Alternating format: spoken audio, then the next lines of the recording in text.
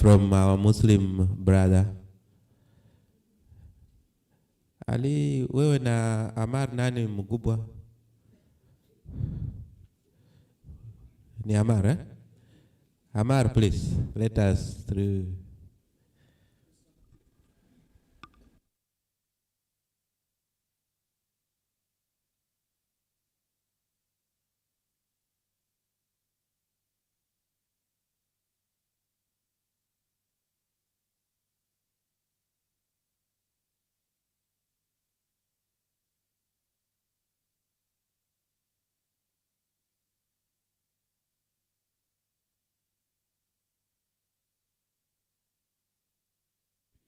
Thank you very much. Each of you, unajua jana vile niliwaambia mkunye vitu zenye mnaelewana nazo. Kuna wengine kama Innocent mpaka saa hii hawajaamka, simu iko off. Gerald hajaamka, simu iko off. So I think before you leave this place, kila mtu atapeana mission report. If you went on a particular mission, you need to give us a report. I now take this opportunity to welcome Emmanuel Nzai to lead us through the morning session.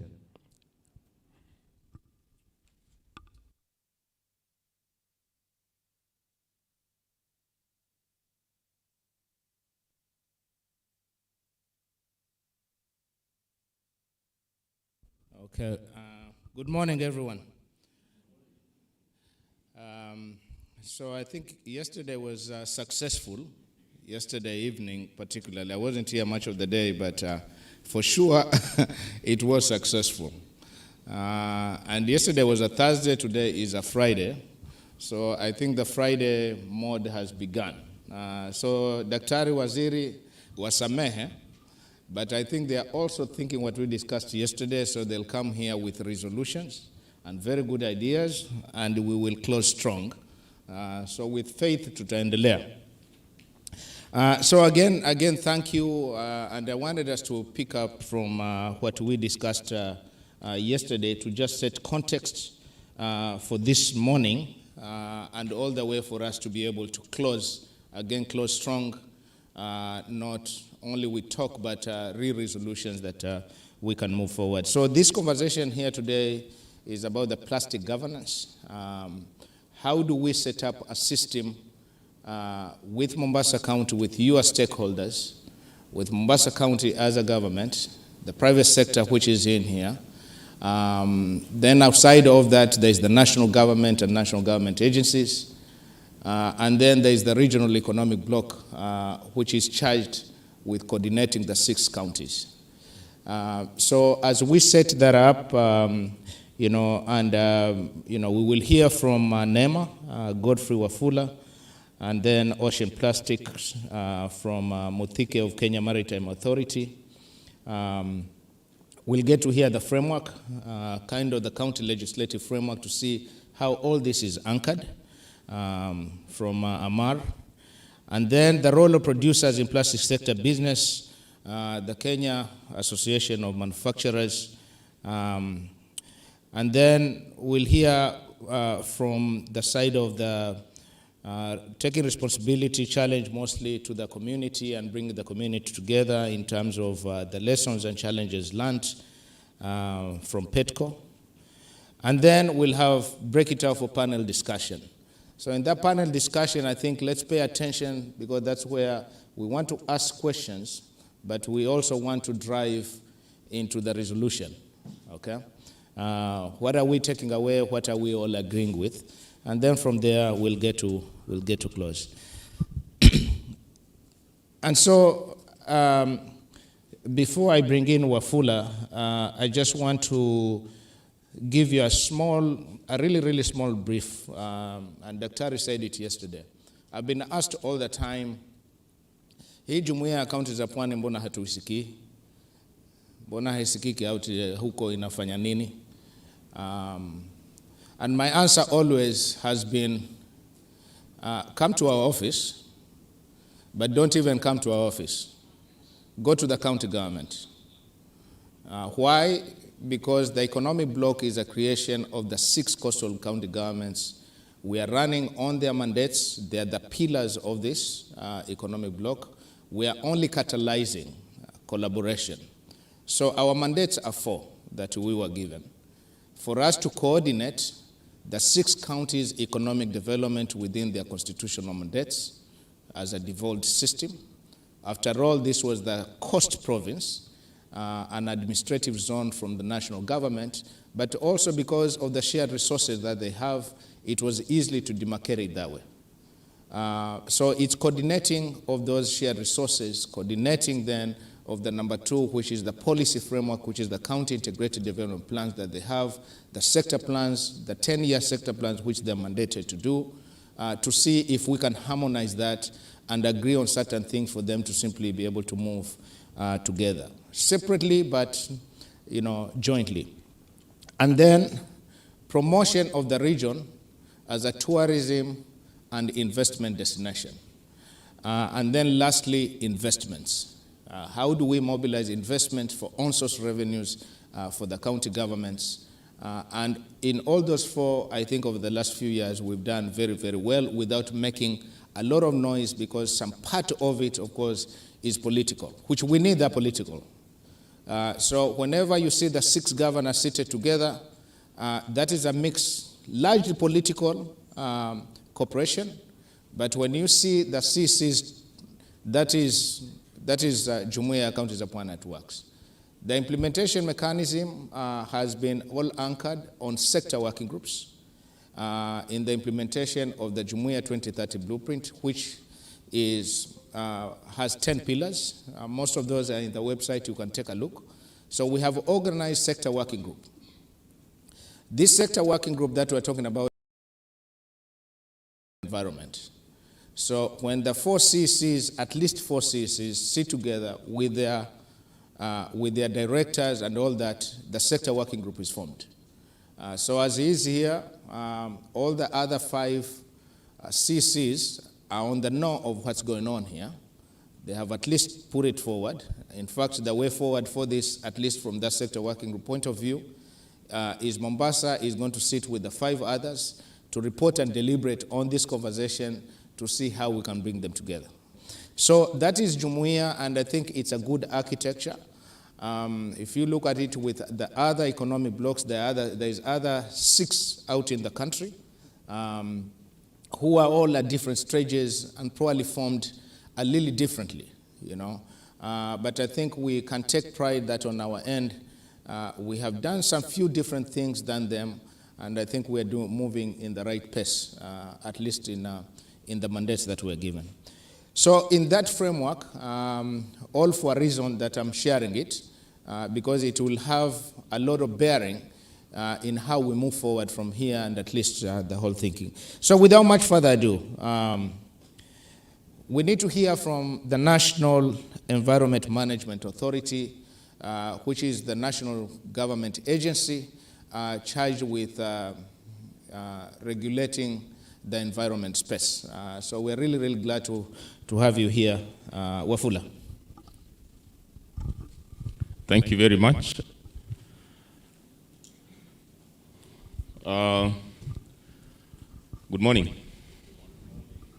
Yesterday when Dr.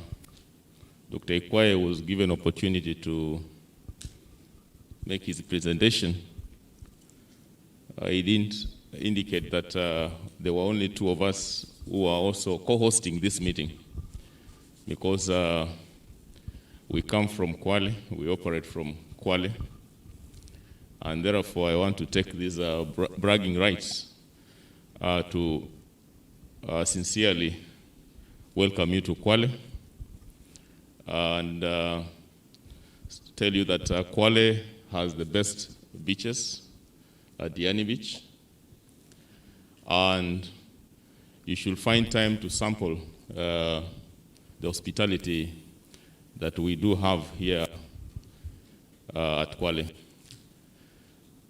And also, if you have any information, any information that you need from us, let us know, because we shall also guide you where to go at Diani Beach. I'm waiting for my slides.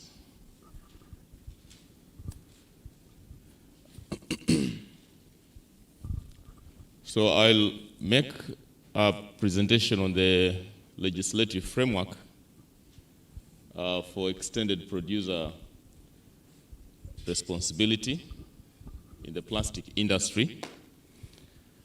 I think yesterday's presentations dwelt mainly on looking at what is going on and the challenges we are facing. And we did hear from the presenters that one of the challenges that we do face is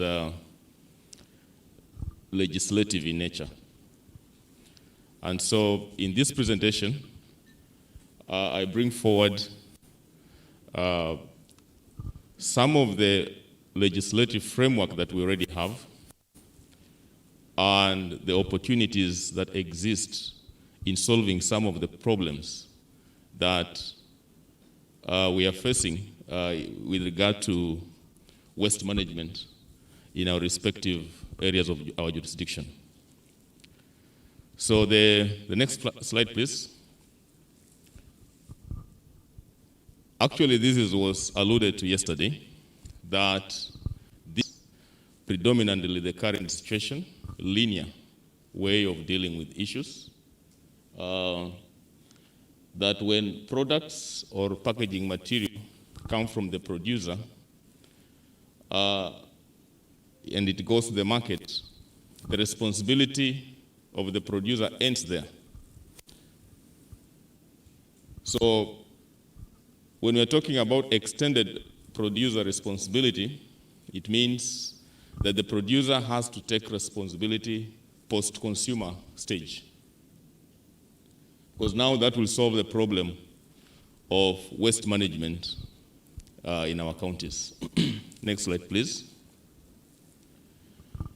This one, we saw quite a number of images telling us this is the current of the state of our situation.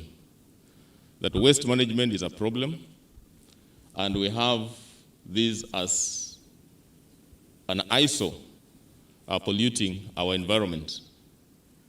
Next slide, please. Moderator, you didn't tell me how many minutes I have, so that I can. How many minutes?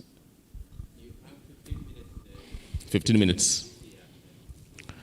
So, the extended responsibility is bring about circularity in the management of waste, and especially plastics.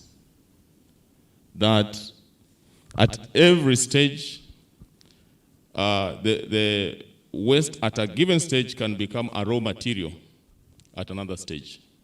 So it brings about circularity and does away with the linear way of managing products and waste in Kenya. Next. This is the waste hierarchy. I borrowed this from the National Solid Waste Management Strategy. That the desired state of managing waste is actually up there. You see, at the current state, most of the counties are actually at, I think, the first level. We generate waste and dispose. But the desired state is where we try and prevent from generating waste. So you can see the first tier is disposal. The second tier is energy recovery. We can recover energy from waste. The third tier is recycling. The fourth tier is reuse. The fifth tier is minimize. Where we cannot do all this, we minimize. But most preferred is preventing generation of waste. And we can do that by promoting the circularity in the management of waste. Next, please. this is more or less the same. But you see, it means our activities, most of our activities, we need to focus more on the prevention. So this extended producer responsibility is promoting, putting more effort in the prevention of waste and discouraging mostly disposal. And this will reduce pressure at our disposal sites. Next, please. Now, although yesterday there was a say that the legal framework is weak, I will want to propose that we have a robust legal provisions starting from our Constitution. Our Constitution is very clear on the management of our environment affairs, and the Constitution devolved waste management to county governments. Next slide, please. We have the Environmental and Management Coordination Act. We have the Waste Management Regulations of 2006, which prohibit littering, calls for waste segregation, and advocates for cleaner production mechanisms. And actually, it brings about the institutions that are supposed to manage waste, the transporters, the recyclers, and even gives responsibilities to what counties need to do with regard to waste management. Allow me to remove the mask, please. Next is, we have the draft National Solid Waste Management Policy, which promotes adoption of waste management hierarchy, which prioritizes waste prevention, reduction, reuse, recycling, and all those activities that will safeguard against pollution from waste. And the proposed draft National Solid Waste Management Policy provides for the take-back schemes and extended producer responsibility. We do have the draft National Sustainable Waste Management Bill, which is now at an advanced stage. Actually, yesterday I was told it is at the Senate level. And this bill assigns duties to national and county governments, public and private entities, as well as individual citizens, and formation of Waste Management Council. Next, please. We do have the draft Plastic Bag Control and Management Regulations, which provides authorization for the manufacture, export, import, and use of plastic flat bags for industrial use and submission of recycling plans and exemptions. Then I also happened to come across the draft county government legislation for Mombasa. The Mombasa County has draft Mombasa County Solid Waste Management Bill 2020 that provides for an effective, equitable, responsive, and sustainable solid waste management. Next, please. We do have other legislations. The National Solid Waste this is a policy document, National Solid Waste Management Strategy 2015, that guide on the sustainable solid waste management in Kenya. Then the draft National Marine Litter Management Action Plan provide a set of actions to address marine litter. Then, of course, the Gazette notices. I remember sometimes back in 2017, the Ministry of Environment gazetted the ban on the manufacture, distribution, and use of plastic bags. This was important because it helped in removing into circulation the flat bags and single-use plastics that were polluting our environment and marine environment. The Gazette Notice 4858 of 1919, this one was gazetted by the Ministry of Wildlife, that prevented or banned the use of single-use packaging, plastic bottles, straws, and related products within the protected areas. So these two pieces of legislation helped in removing into circulation those plastic materials that were polluting the environment. Next, please. I didn't want to list all the pieces of legislation, but most important, we are seeing that there is the legal and institutional provisions that are supporting the control or prevention of pollution in the country. Now, we do have the draft extended producer responsibility regulations of 2021. This regulation provide for all producers of products to manage products as post-consumer stage. And here, the producer refers to an entity that introduces goods, products, and packaging into the country, using, of course, authorized means by manufacturing, importing, distributing, or converting, selling, reselling, or otherwise, so that if you're introducing a plastic bottle into the environment, or a packaging material, or a product that has some components that have the possibility of polluting the environment, then you have a responsibility of ensuring that it's brought back so that it can be managed properly. Next, please. So I will dwell a little bit into this proposed regulation. The extended producer responsibility to an environmental management approach in which a producer's responsibility for a product is extended to the post-consumer stage of a product life.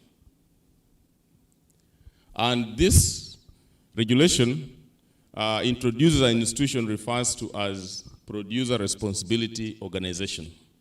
Next slide, please. And so the Producer Responsibility Organization refers to a membership organization set up to assume the legal obligation to implement extended producer responsibility on behalf of its members in a collective compliance scheme.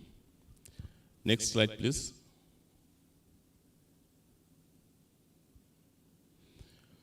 The main objective of this regulation, you see, it's going to solve quite a number of challenges that were mentioned yesterday. Because it means that the producers will take part in ensuring that all products introduced into the market are actually taken back. And therefore, as we tackle what is already in the environment now, we are seeing a future where we shall not be having these problematic materials that have always been littering and giving challenges to the regulators and institutions that have been given the responsibility of managing the environment. Next slide, please. So this is how the EPR regulations anticipate to provide solution to ensuring that the plastic bottles and packaging materials are removed from the environment. So you can see the producers will have responsibility beyond the market stage. And it also means that they'll be able to attach some cost to this kind of process. They can either put the cost within the product itself, or they can transfer that cost to the consumers. So the retailers will have a role to play. The consumers will have a role to play. For example, if they buy a product and they deposit some money to the retailers, then when they take back, for example, the bottle, plastic bottle, they'll get a refund of the money they deposited. Then from the consumer, we have the collectors. Here, they might be the segregators, the transporters. Then we have the processors, recyclers, the reusers. And once it's recycled, then it either becomes a raw material or it can go straight to the producers to be reused. Next slide, please. The products that are covered under the EPR were carefully selected, and the reason why they were selected is actually shown on the slide there, especially when they pose challenge. There are those products or packaging materials that pose challenge to reuse, recyclability, recovery, and some of them are usually have high management costs of the product at the post-consumer stage. Like if they have large quantities, they are hazardous in nature, and there are risks that are involved in handling such kind of waste. Next slide, please. So there's a list of the products that are covered under the EPR regulations. There's a first schedule, and we can see that plastics is actually among them. But it's even looking at the products that have materials that are problematic in managing. So if this regulation comes in force, then it's going to provide solution to some of the challenges that were alluded to yesterday. Next. So the regulations gives obligations, and the first one is obligations of the EPR organizations, that the producers of products in the first schedule, the one that I've listed, I've shown you above, shall undertake their EPR obligation by joining or establishing an EPR scheme. The EPR scheme will be the one that will be providing the ways of managing the products or packaging materials that are usually released into the environment or into the market. That the EPR scheme can be individual, it can be collective. The producers can come together into what they are referring to as EPR organization. The EPR schemes shall design and products and packaging materials that minimize waste, facilitate reuse, enhance recycling, and ease of recovery. So it means that there will be a continual research in ensuring that the products that are being released into the market can be recycled easily, it can be reused, and they can be recovered easily. Next. So there are several obligations of the EPR, and I think I will not belabor going through them, all of them, but we can see that they will be contributing towards a cleaner and healthy environment. Next slide, please. The Ministry of Environment will play a role in this by gazetting collective national objectives, frameworks, targets for extended producer responsibility compliance schemes, issue appropriate guidelines to support implementation of these regulations, and publicize the national targets and guidelines. Next. The authority will also have a role in this, and the authority is NEMA, in the registration of individual and collective schemes, monitoring the operation of EPR chains and PRO or producer responsibility organizations by setting operational rules and targets.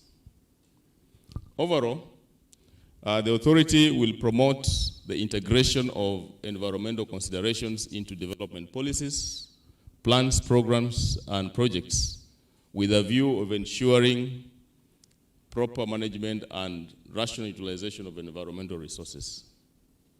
Next slide. Next slide.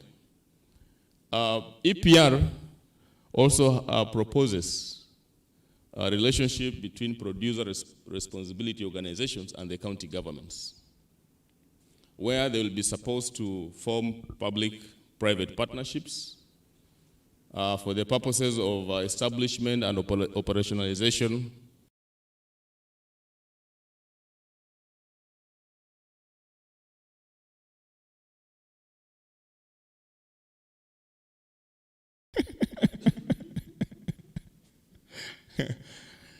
yeah, so the PROs or producer responsibility organizations and county governments can then have partnerships. In my earliest slides, you remember we have the proposed bill on solid waste management, which provides that the county governments will be forming the material recovery centers. And given that they have that responsibility of setting up the material recovery centers, then they can have a partnership with the producer responsibility organizations and provide the guidelines on how that partnership can be implemented for effective management of the environment. Actually, I'll be finishing in the next 2 minutes. Actually, the second point was setting up material recovery and sustainable waste management facilities. There are other provisions within so go to the next slide. Provision within the regulations.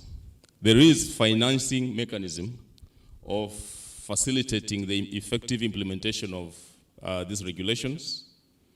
And these regulations also provides for prohibitions, penalties, and offenses. It means that if there are offenses stated within the regulations, it means that other than using the carrot to promote proper management of waste in the country, those violators or those who are going against those provisions can be penalized, of course, through the court of law.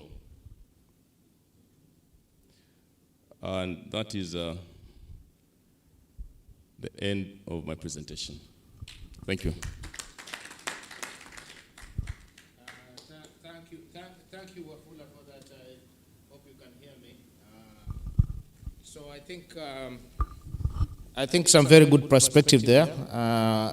Please, on your end, write just 1, 2 questions or comments because we'll have that opportunity. We want to run through the session very, very quickly.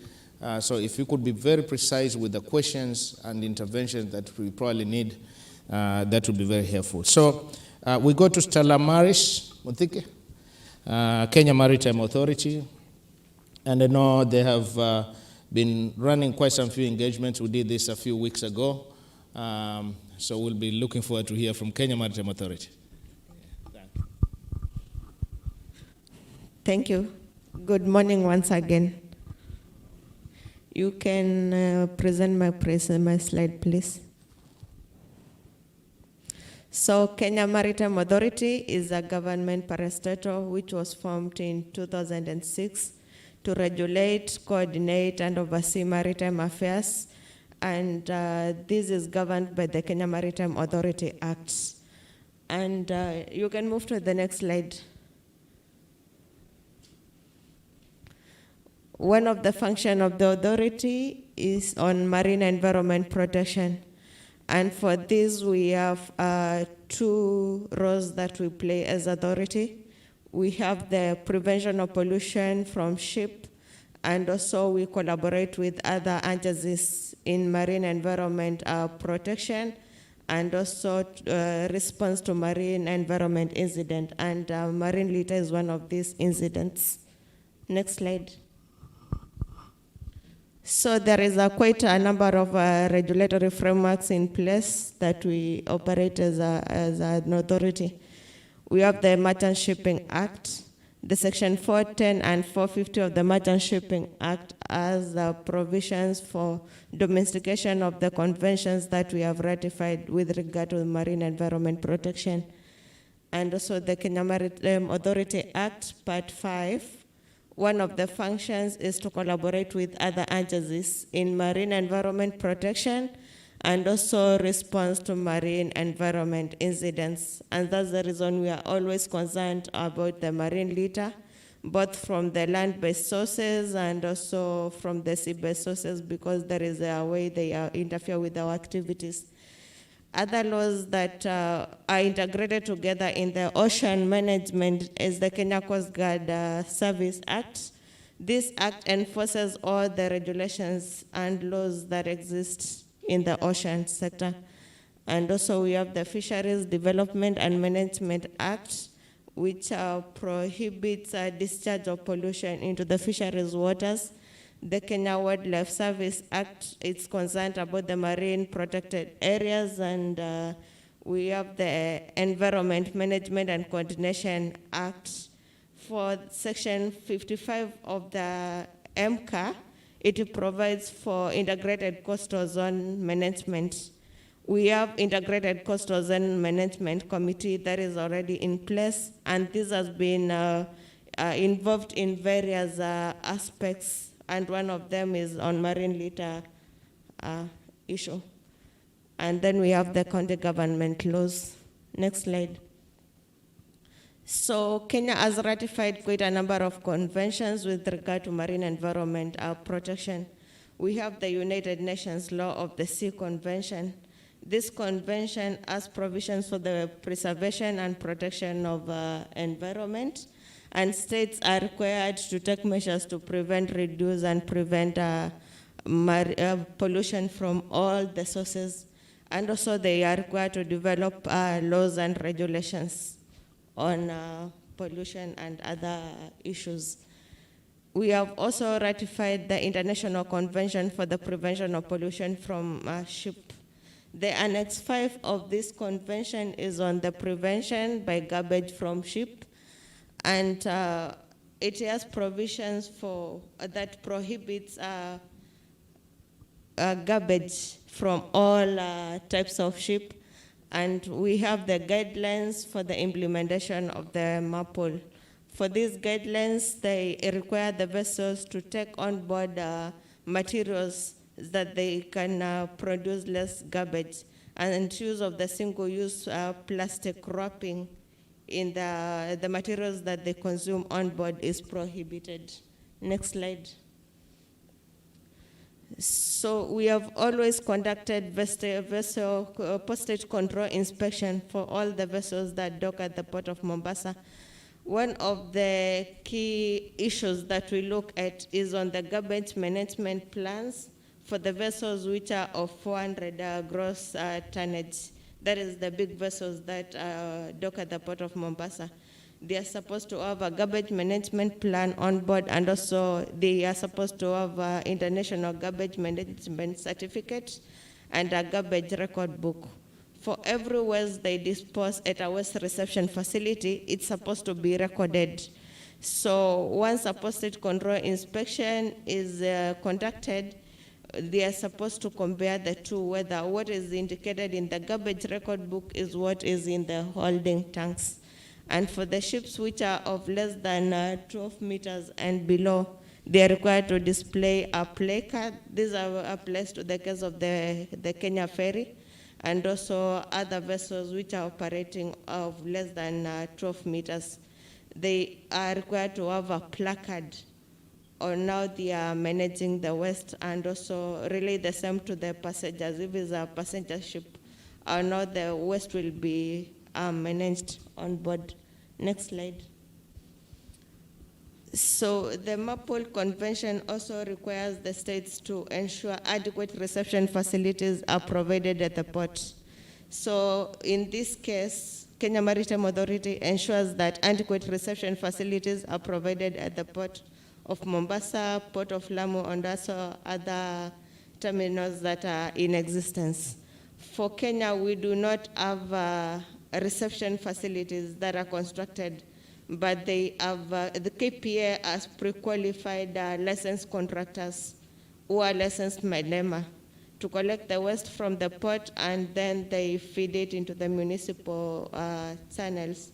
But the challenge we have with this is they normally collect the waste as a segregated material, and then after that they mix the waste before taking it to a municipal council.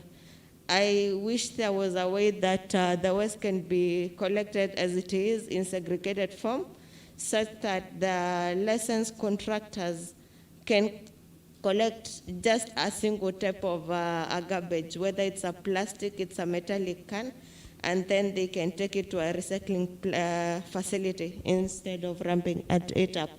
Next.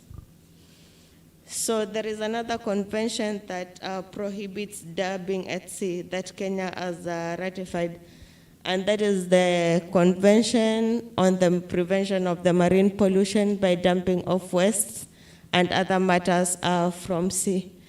For this convention, it prohibits dumping of waste, of all kinds of waste except for waste that is listed under Annex 1. And for this waste is dredged material of inert origin, and also vessels which have been cleaned and they are not capable of creating floating debris, among others. Next slide. And for the authority for this convention, KMA is supposed to issue a permit before all kinds of waste. The waste that is listed in Annex 1 is allowed to be dumped into the sea. So there are other international strategies which are in place. There is the Basel Convention on Transborder Movement of Hazardous Waste. Yesterday, during Dr. Okuku's presentation on the status of plastics in the marine environment, he talked about that the plastics in the Asian countries can reach the Kenyan coast at any time. So the countries within this region can use the Basel Convention to come up with measures that can control movement of those plastics from one end of the ocean to the other. And we also have the Nairobi Convention. They have developed a Western Indian Ocean Action Plan on the marine litter and microplastics. And for this, they are required to have, one of the key action points for this action plan is to improve the reception facility for effective management of ship waste, and also to identify hotspots for the land-based and the sea-based sources. And also there has been discussions on the G7 and also the G20 actions plans to combat marine litter, and also the UN Sustainable Goal number 14. There is a target on prevention and reduction of marine litter of all kinds by 2025. So for us to have a successful governance, we need to integrate all these laws. We have the county government laws, we have the national laws, we have the community policies which exist, and also we have the international laws, and NEMA is coming up with the extended producer responsibility regulations which will apply to the market. And also Hanti Nant yesterday mentioned about human-centered design approach to management of plastic. All this can be integrated together so that we can have just one kind of a governance that applies to all these players who are in this. So if we integrate the community policies, we still have good values that already exist in the community. And also, Dr. Nato, you explained about the littering, which normally takes place as a result of bad behavior. Let me call it bad behavior in the society. if we can just send a mindset that this will inform the decision that these people are going to make towards a better governance in the management of plastic in the ocean. Next slide. So we have quite a number of gaps and challenges in the ocean plastic governance. One of them is on enforcement capacity. For this applies both to the human capacity and also the capability. Most of the vessels that have been used to monitor the plastics and the cases of plastics, the crimes which have been conducted on plastics, are the vessels which are capable of going up to 12 nautical miles. So if we could have other vessels, bigger vessels that can monitor the exclusive economic zone of Kenya, then we could have gone a far way in managing our plastics and also the fight of the plastics. And also we have fragmented governance measures. There are so many laws that exist, but we do not have a specific law that comprehensively touches on the plastic litter. So if we have a law on that, then it could improve on the governance. And the plastics faces the tragedy of the common. There are so many existing laws, so many government, private, and community-based efforts, but everybody always assumes everyone else will take responsibility, but at the end of it, no one takes responsibility. And also, there is no comprehensive data on the status of marine plastic debris on the seabed. So we need to map our oceans and see how much there is. That will inform the decisions that we're going to make as a country. And also we need commitment from stakeholders and public to change their behavior. This can be done through awareness creation and also adoption of stringent measures that will enable community improve their behavior or change their... Recording in progress. Start viewing plastics as a source of income rather than a waste. That marks the end of the presentation. Thank you. Thank you so much. Very insightful. I think there is at least a proposed strategy there, very well synthesized from the Kenya Maritime Authority. At this point, yesterday there was a presentation by IUCN. That did not take place, and I think it's very, very important that we get to also hear some of their lessons learned and some of their proposed way on their side. So if we could get them on, please, IUCN. That's Peter Manyara. Microphone. Peter, I don't know if you can hear me. If you can hear me, the floor is yours. Peter of IUCN.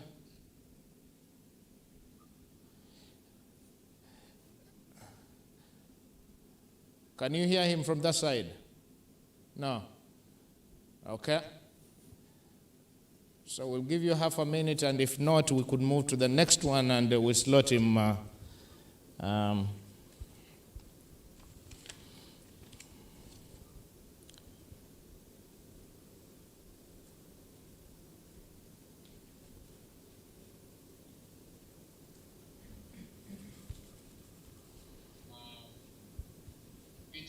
Hello. Hello, Peter. Hello, can you hear me? Loud and clear. And we can also see your slide, so you may proceed, please. Well, thank you very much. Yeah, thank you. Yeah, thank you very much for...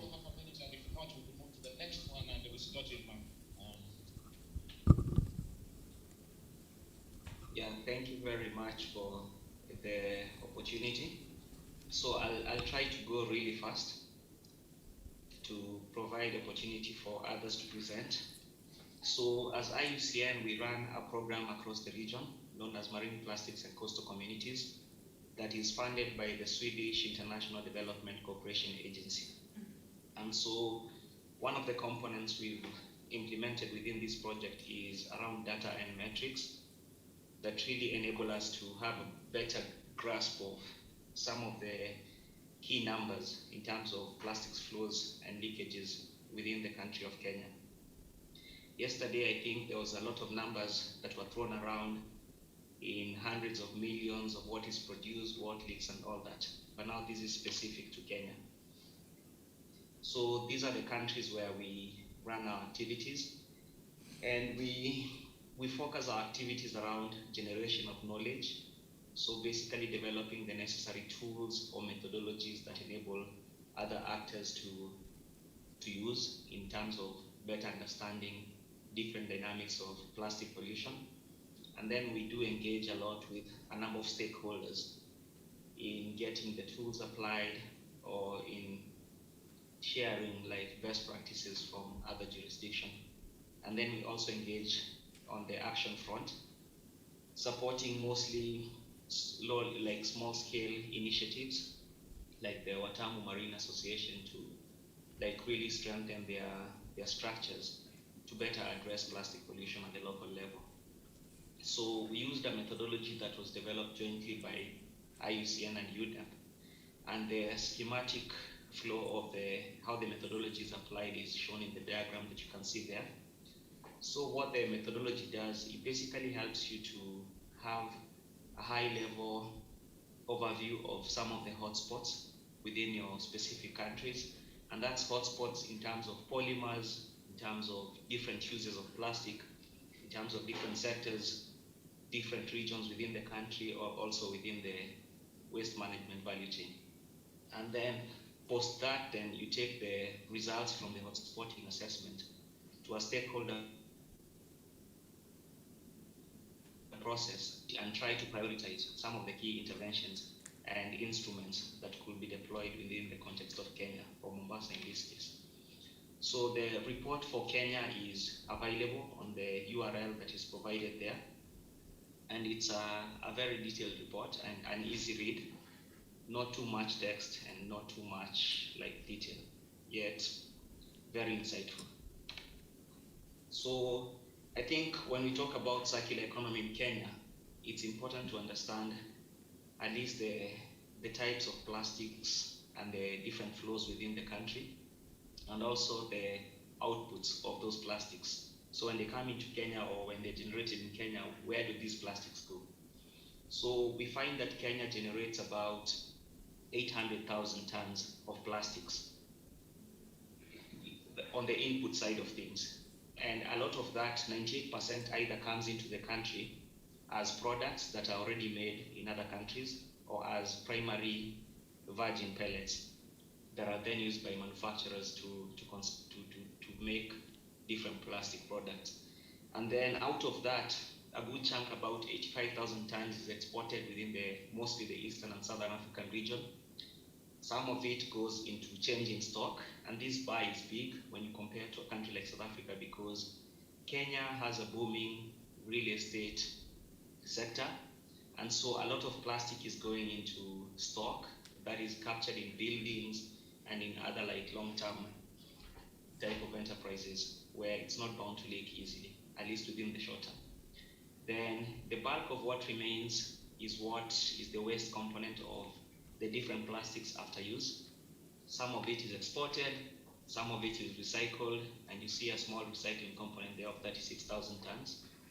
And then some is improperly disposed, and that is the component that goes to what we refer to as landfills in Kenya, or the different dump sites that maybe are illegal or designated. So the bulk of it remains uncollected, and this then is scattered within different environmental components across the country.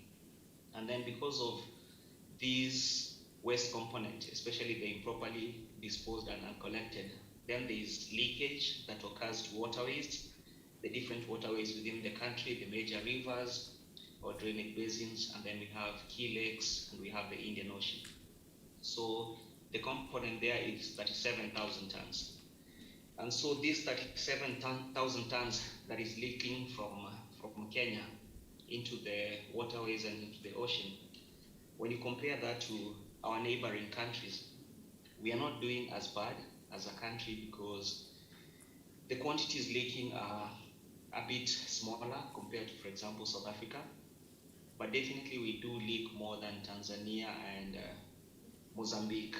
And this has a good relation with, if you use, for example, the Human Development Index and the different parameters in it, like education, incomes, and such, then you get to see a very positive correlation. And I think some speakers alluded to that yesterday, where the more you develop socioeconomically, then you're bound to use more plastics. And I think that's why somebody said middle class leaks more plastics than, for example, a poor household in the slums.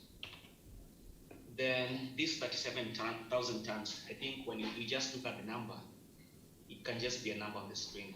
But I think in actual terms, if you process what that means, it means that every year, in this case, we are using 2018 as a reference year because of all the data we obtained. So 9,250 tons of an Isuzu NPR 304-ton truck are dumped into waterways. So imagine taking all these number of tons and just dumping them into like Tana River or the Indian Ocean. It's quite significant. We won't even have space to swim at the Bamburi beach. And then another way to look at it is taking the African bush elephant that weighs about 5.4 tons and dumping 7,000 of them every year. Yeah, you will basically wipe out the whole population of Africa in maybe 1 to 2 years. So some of the key hotspots that we identified.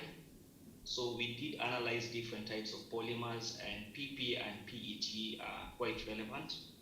Polyester and LDPE are significant because in as much as maybe the absolute quantities of those two might be a bit lower than, for example, PET, they do have a very high leakage rate.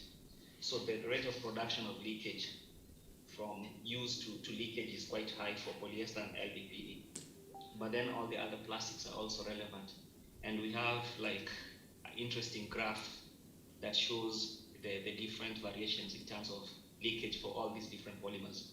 And then for a country like Kenya, like many developing countries across the world, especially in sub-Saharan Africa and Asia, I think the waste management component of the plastic value chain becomes extremely relevant compared to others, because a country that doesn't produce its own like primary and relies a lot of on importation, then the waste management component becomes a bit higher. If you go to a developed country, then upstream measures, for example, within the factory settings, conversion of fossil fuel to plastic pellets, then it becomes more relevant to intervene at that stage. So for Kenya, in terms of the regional hotspots, 4 cities are particularly relevant, and they account for about 40% of country leakage. And that's Nairobi, Mombasa, Kisumu, and Nakuru. But Mombasa, in this case, is relevant for the marine environment, and also Nairobi because of the 2 major river drainage basins, the Tana and the Athi. So the different key hotspots are provided here, so you can get to see the leakage rates across different polymers, across different uses, what leaks most and what has higher leakage rates, and then the different sectors, the different regions, and also the different dimensions of the waste management value chain, from source to collection systems to end of life. So I will not delve deeper into this because a number of speakers already did dive very deep into this yesterday and even in the last presentation. So after all this assessment, what we then come up with, we develop actionable hotspots, and these are like really simple formulations that we can give to somebody like Dr. Nato within the Mombasa County, and then he can look at them and see where he can act immediately. So I think it's fair to appreciate that if you look at number 5, for example, lack of waste segregation reduces the quality and quantity of recyclable waste. It's easy to act on these. Then that shows you all these different polymers. Yet this is just a formulation of what that particular graph says. So we take these actionable, interpret them or translate them into interventions to address each of them.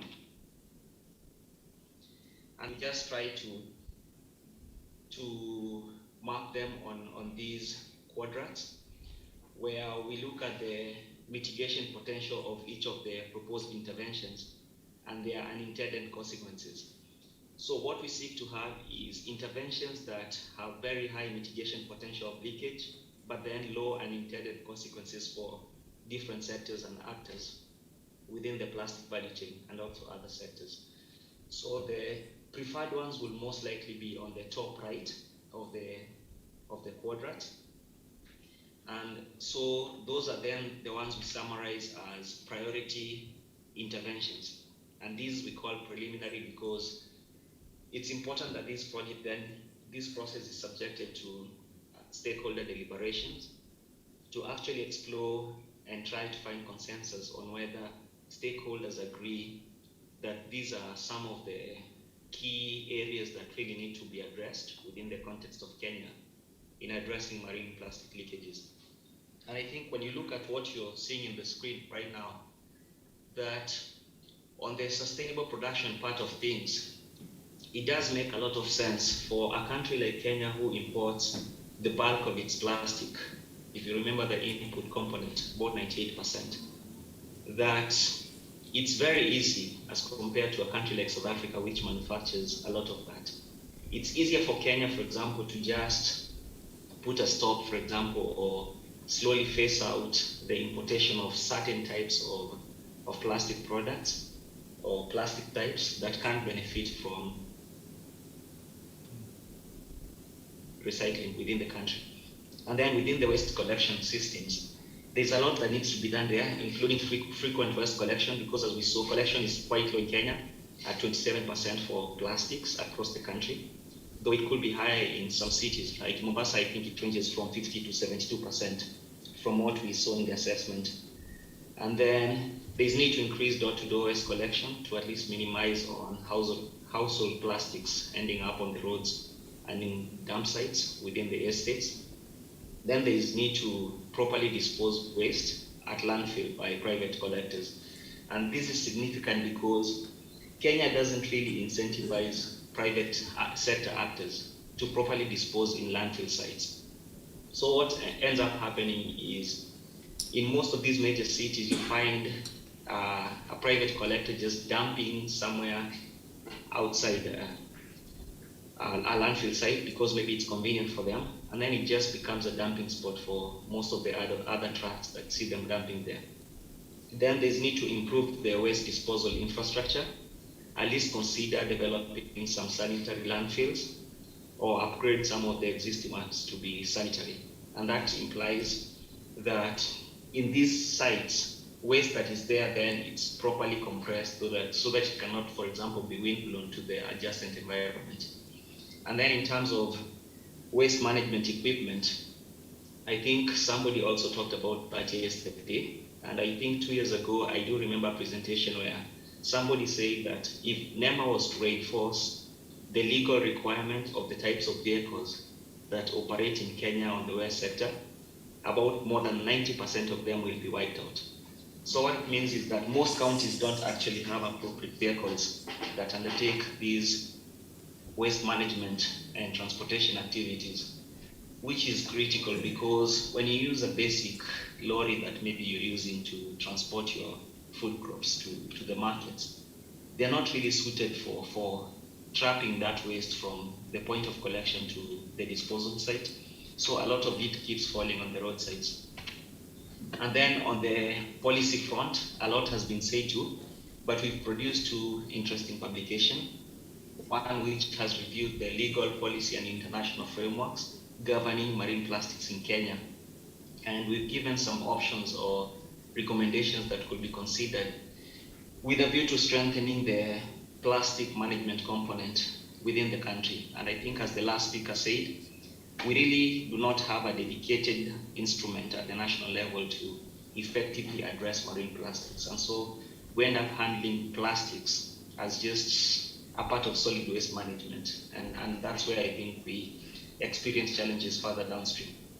Then we've also produced another analysis that has looked at ways to strengthen the policy and legislative framework for extended producer responsibility, which is taking shape in Kenya. So lastly, but not least, I think the key takeaway message for me is listening to all the presentations since yesterday. I think the question I wish to pose is, are we overemphasizing recycling in closing the plastic leakage tap? And the reason I ask this is because I think we all acknowledge and appreciate that there is no silver solution to the plastics menace. In a scenario globally where the fossil fuel industry is getting a lot of bashing, and recently, for example, they were in court in Netherlands, and Shell was instructed to pay about some of the damages that they've caused across different national jurisdictions. And now they're planning to invest about $4 billion of resources towards plastics. So what it means is we are facing a scenario where plastic production will increase significantly, and developing countries and low-income countries don't really have the prerequisite infrastructure to cope with these drastically increased numbers. So a recent study last year by Pew and Systemic showed that about less than 20% of plastic leakage will be addressed by recycling by 2040.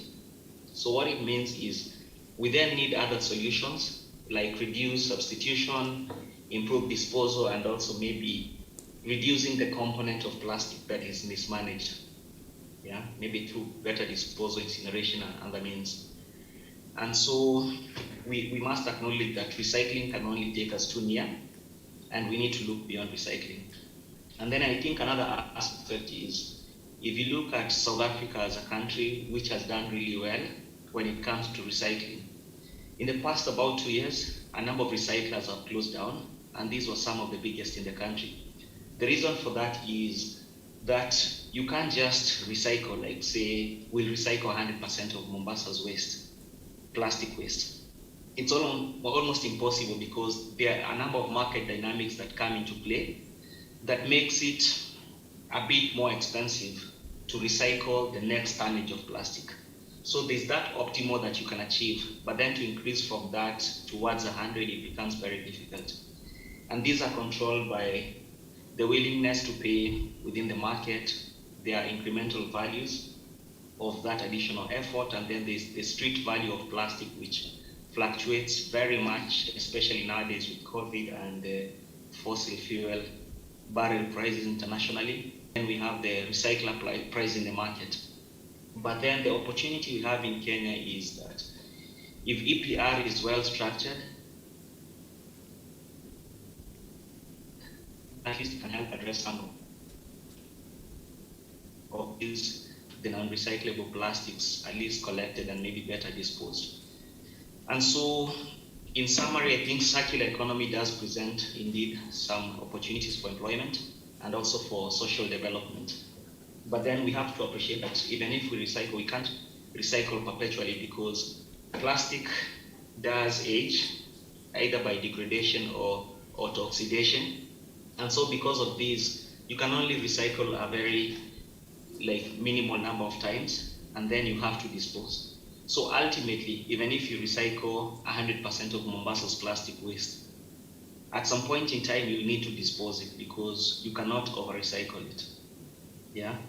So that's why I think there's always a preference for virgin plastic because of the inferiority of degradation and oxidation of these recyclable plastics. So definitely let's emphasize other types of solutions beyond recycling. Thank you very much for listening to me. Back to you, Mr. Moderator. Thank you.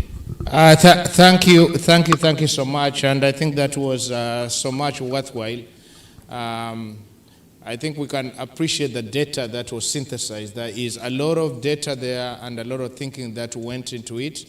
And we're talking with Waziri here. We may need to have a longer conversation just dedicated to that. And the propositions, I think the case studies of South Africa, we need to hear more of that to see Of course, our scenario here is a little different, but very good propositions there. So if you probably could stay with us, because from here we will have a panel. We want to include you in the panel. I'm sure the members here will have a few questions for you or comments, so that we can all agree. So we are going to the Mombasa County now. Mombasa County, my friend you're presenting. Having had all this, the policy side, from the national side to the county side, what are the gaps which are there and what are they doing to enable this environment? Karibu.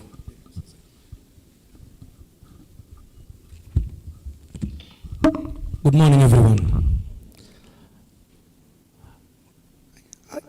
So, iko light sun.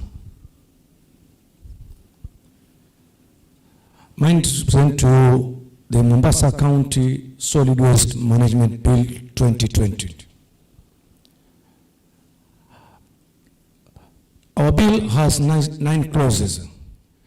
It consists of the preliminary administration, next slide, solid waste handling, solid waste management planning, licensing, enforcement, financial provision, offenses, miscellaneous.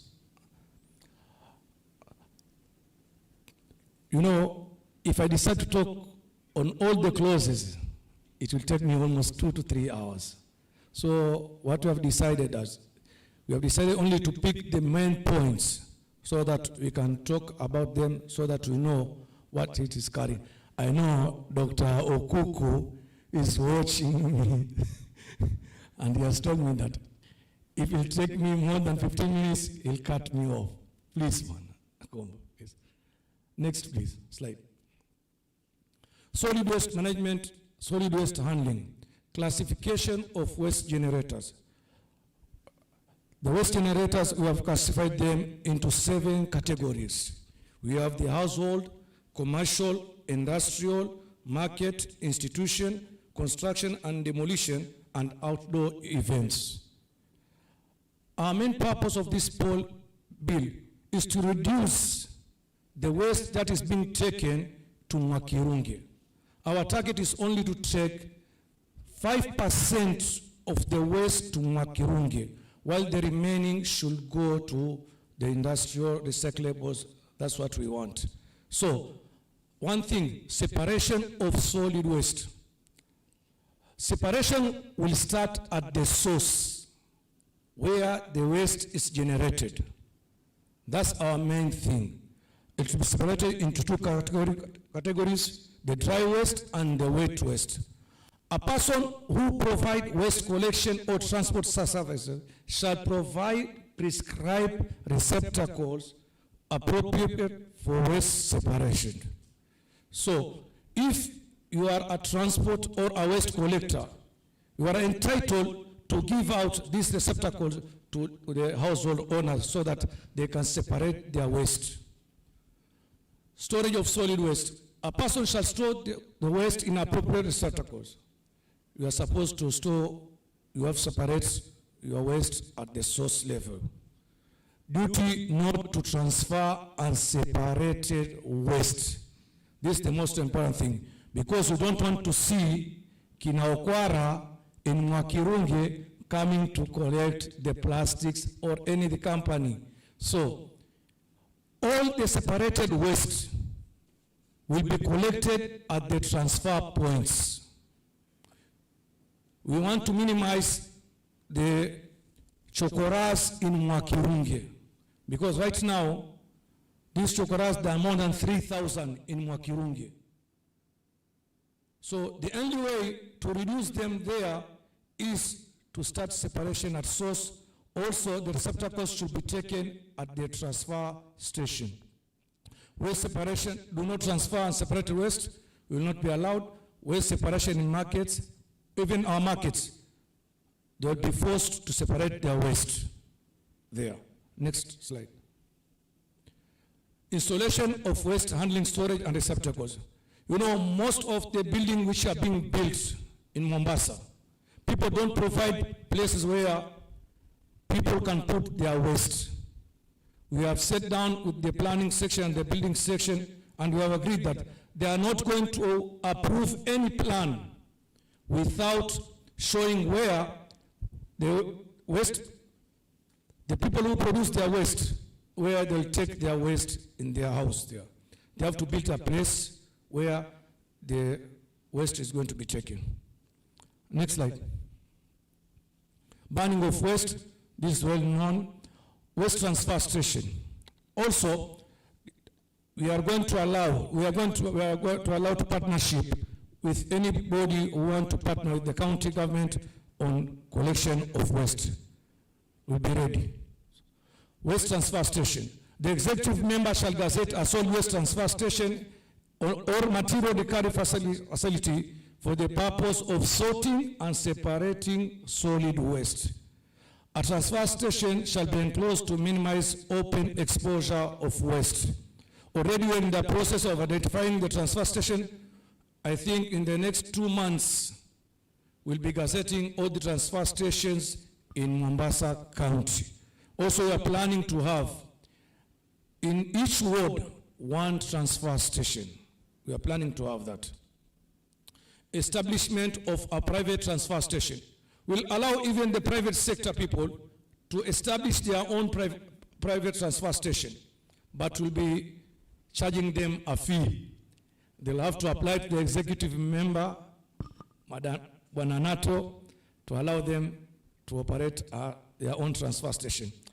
This is a sample of our own transfer station, which we have started in Kisauni, Kwasonko, where they collect their waste and they separate their waste at the transfer station. As you have seen here, these are PET bottles.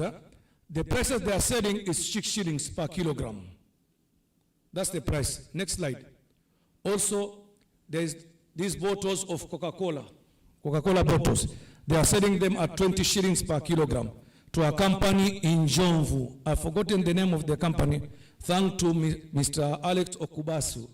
Alex Kubasu is the one who has been assisting us and their youth groups every now and then, and for getting them people to buy their receptacles. Next slide. These types of plastic, they're selling them at 10 shillings per kilogram. Next slide. Transportation of solid waste. Transfer of solid waste. Dry waste shall be transferred from a waste collection point to a waste transfer station for treatment and recovery. So, will not allow any waste to be transferred, receptacles, from Mwakirunge to any place. All receptacles will be collected from the transfer stations. Designation routes of waste transportation of waste.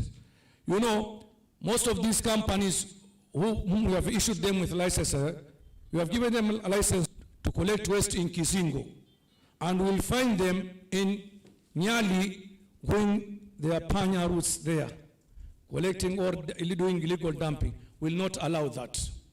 If you are given a designated route, we will have to follow that route. Will not allow that. Separation of waste at transfer station. As you have seen in the earlier pictures, that all separation, there will be all the plastics, all the receptacles that are going to be covered, they are going to be categorized at the transfer station. Wet waste has been transported from a waste collection point to a composting facilities or a landfill for disposal. Access to material for processing.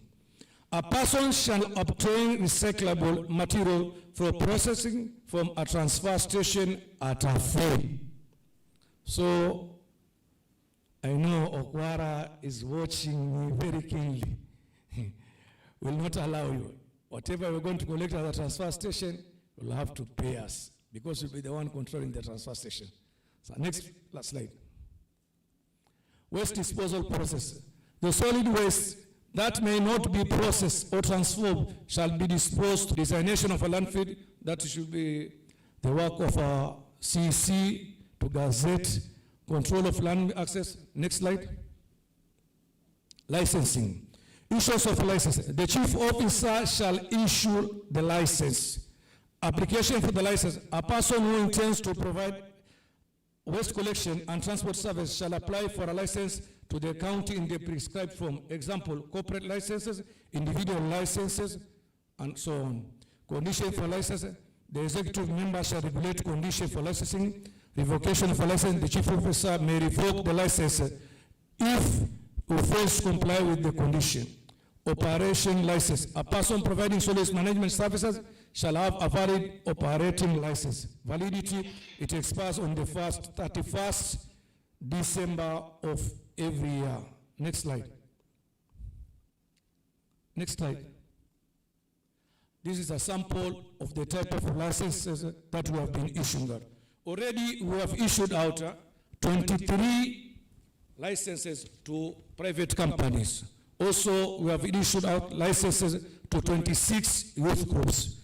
7 from Changamwe, Jomvu 8, Kisauni 4, Nyali 4, Mvita 3, Likoni 0.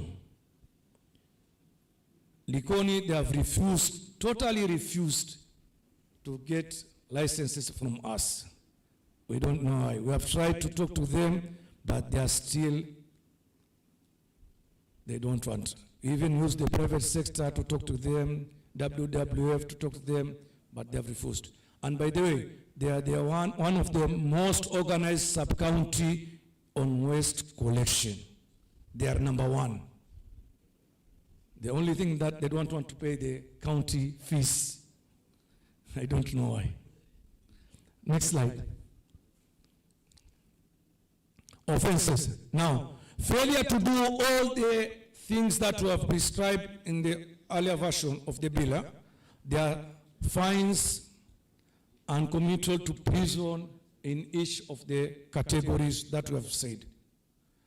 With these few remarks, or should I go through all the offenses? There's no need.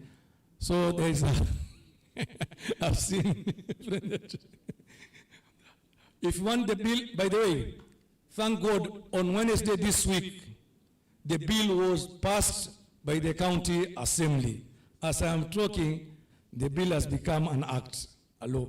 So we are waiting for the governor to assent to it, and then the CEC to gazette the bill. Thank you very much. If you need a soft copy, you can give your email to Jemima, and he'll send it to you. Thank you very much.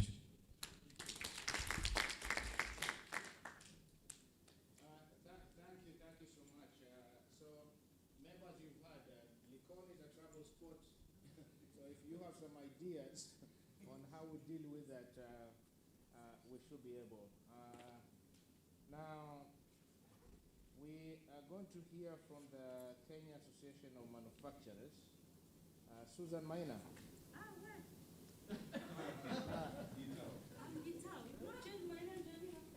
No, it's okay. Hii tunaweza change to Gitau ama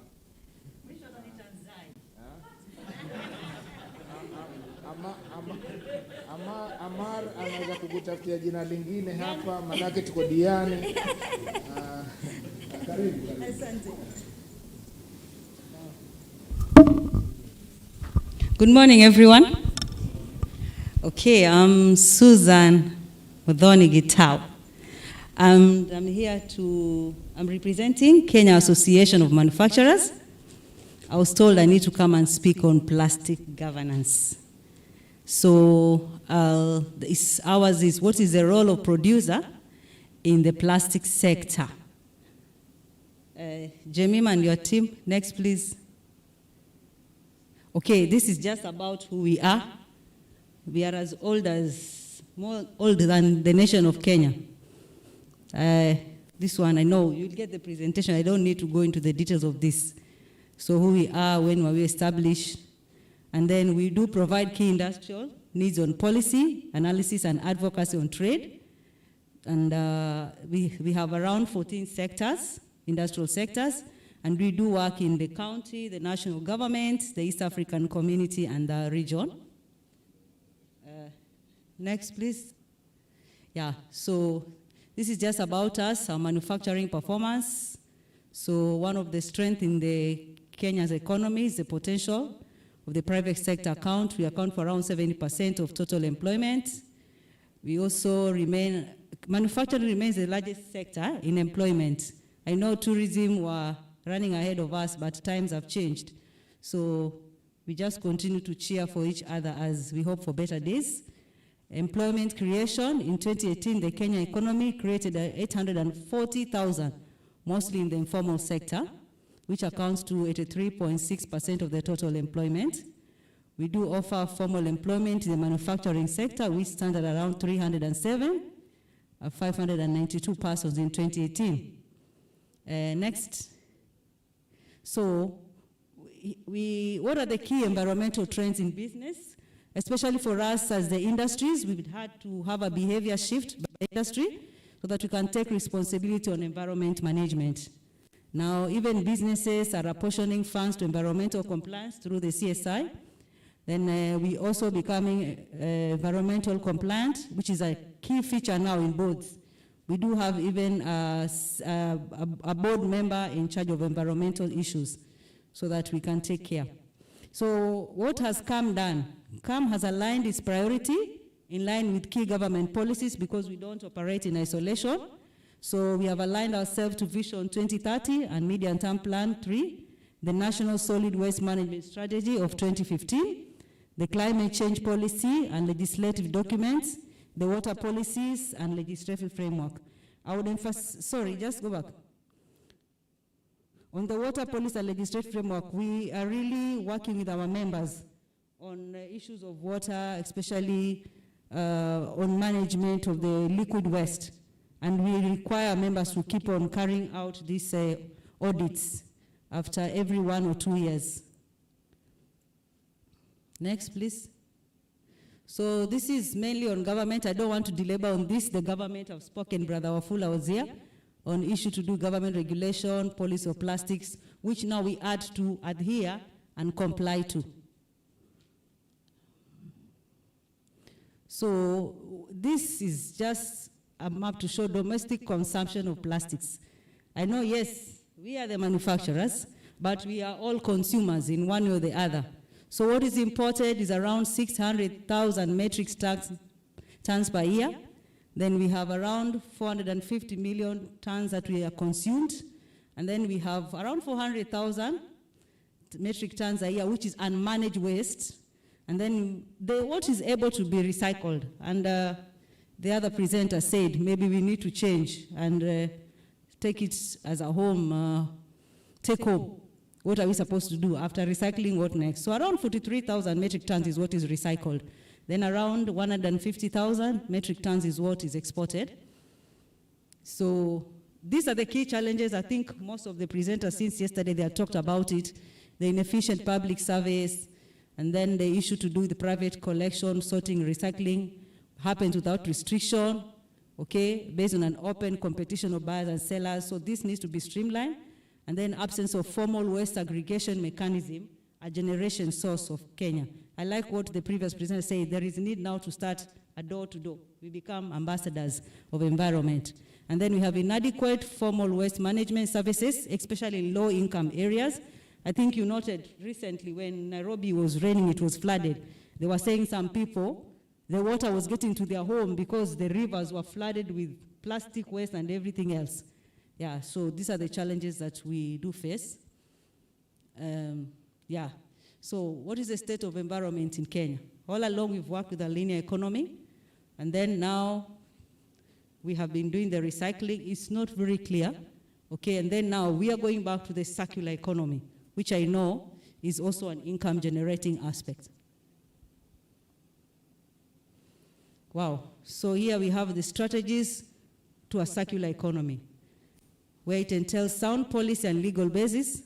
There is a holistic approach with measures integrating all actors, including the informal sector, because many times, like I said yesterday, we sit here in conferences, but when we leave, the people down there, the grassroots, are they aware of what is happening? And that's why I even challenged my brother from Lafarge, telling him, you could be busy collecting down, but have you sensitized the people up there who are dumping into Ntopanga River? So there is also need to have focus on comprehensive and extensive waste collection and sorting to increase recycling, establishment of an extended producer responsibility, which Wafula has spoken on it and we are running with it. as a sustainable financing basis, and then incentive to promote all value chain, recycling, sorting, segregation. Okay, so the Kenya Plastic Action Plan. Kenya Association of Manufacturers led the private sector to launch the plan on December 2019, 4th of December, and we picked it on a model from the Denmark Plastic Action Plan. So the objective was aimed at putting forward private sector strategy for enabling a circular economy for the environmental sustainable use and recycling of plastic in Kenya. So the key recommendation in the plan was formation of industry collective initiative to collect and recycle plastic. That is an extended producer responsibility organization. So this is just the extended producer responsibility schemes, how they operate all over the world. Just let's go to the next slide. So here is a flow chart of how the proposed extended producer responsibility scheme works. We do have the controlling authority up there.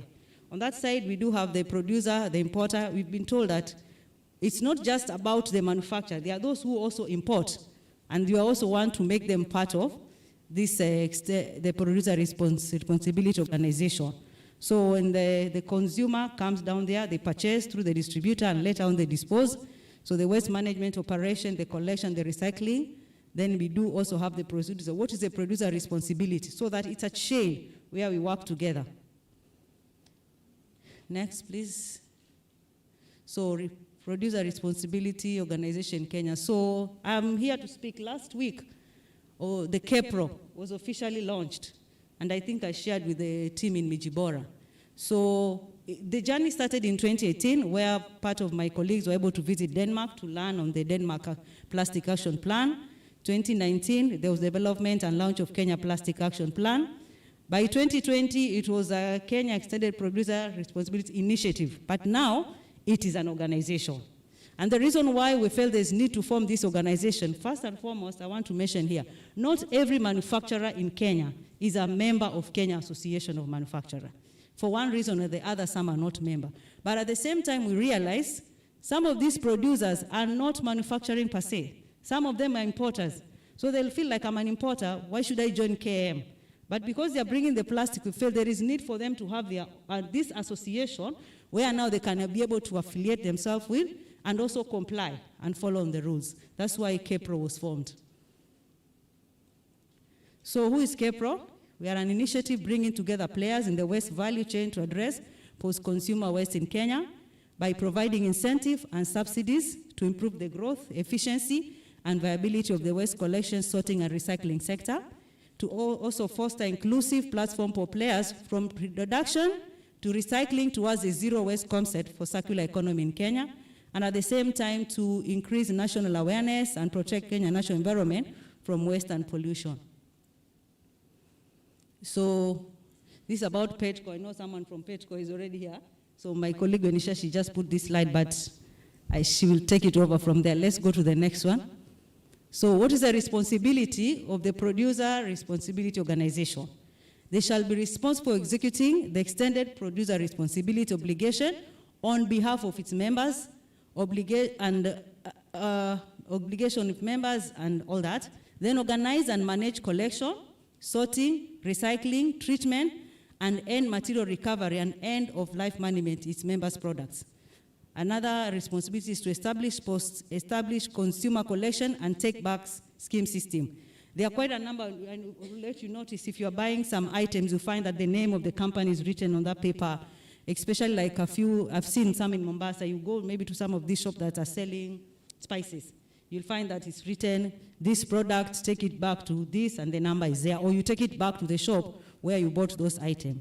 Also to provide financial contribution to be used to accomplish the extended producer responsibility obligation as set, and be responsible for setting variation of EPR fees according to established environmental criteria. The role of stakeholders, so this one I think when you get the presentation you'll be able to read. I don't want to be told, Susan, your time is up. Maybe we move to the next one. So the industry proposed plastic recycling targets in Kenya. By January 2020 is when we had the baseline of plastic recycling at around 9%. So our vision is to be able to grow it by June 2030 to reach to a point where you can do 30% of the recycling.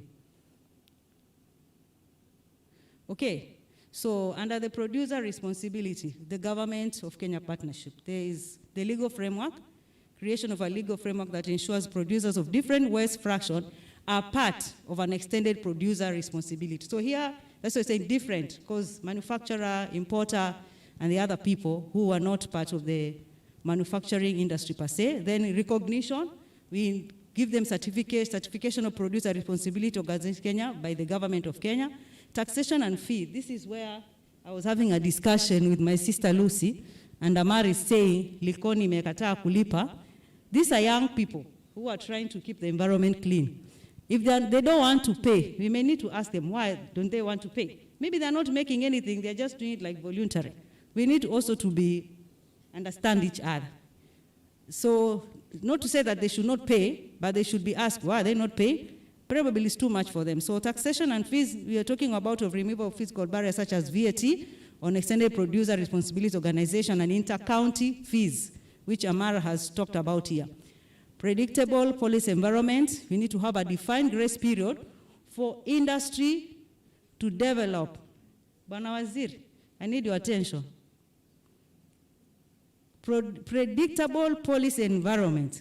The reason why you might find that these people are not paying, can we give them a defined grace period so that they put their house in order to develop and enhance the recycling industry? We should not just be rushing for the money. They are helping us to clean. And then also create consumer awareness. Joint communication campaign promoting collection and recycling. And on this point, number 5, it's my plea that we don't leave this conference room, we go and sit with our notes. Can we all endeavor and desire to be environmental ambassadors wherever we are, be it in your church, be it in your estate where you live. Next, please. Thank you.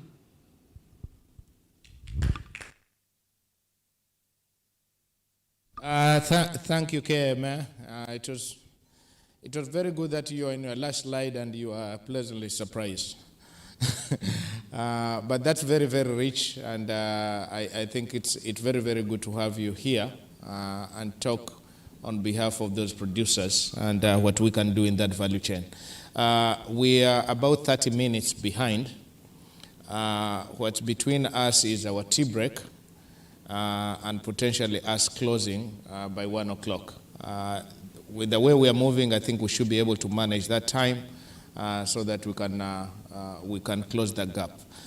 So I think I will need some help to probably bring these chairs. I don't know if tuziweke hapo hapo ama we move them up on this side.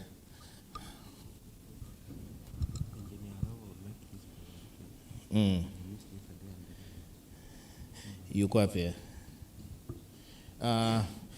Okay, I'm told there's Engineer Rua, who we could probably include in.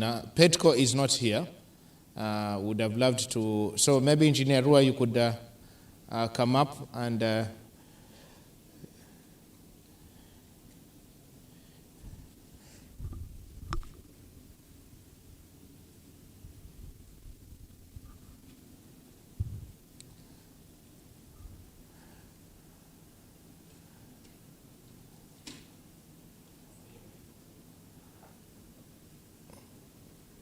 And again, I hope we are writing those questions out there and comments. Bamburi has been a very important partner in this space, and you know, and we really appreciate what they do. So it will be very good to hear their ideas.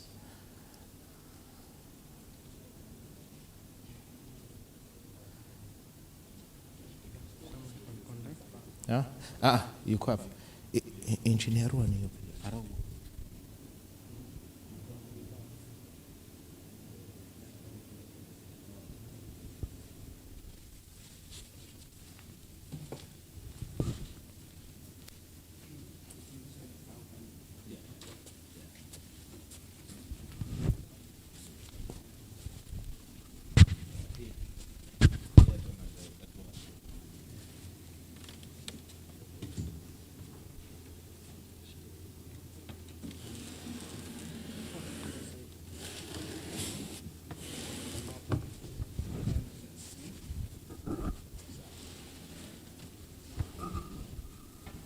Whenever you're ready, actually, go ahead. Let it not be distract you. Microphone, go ahead.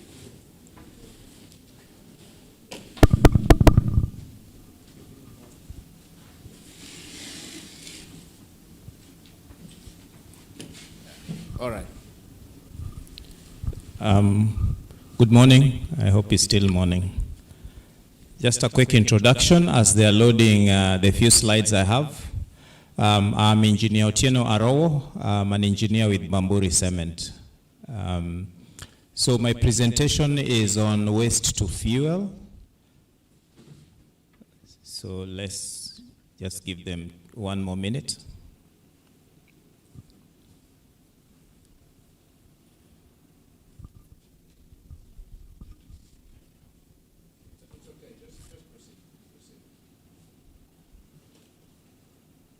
Okay, so So my main discussion today is about waste to fuel. So let's go to the first slide. This is basically a few areas that I would like to discuss. Probably is one slide of each, so there are very few. So we have examples. Just for your information, Bamburi Cement is already incinerating waste, but to generate heat out of it. So then I'm going to highlight the challenges we face as we fire these wastes.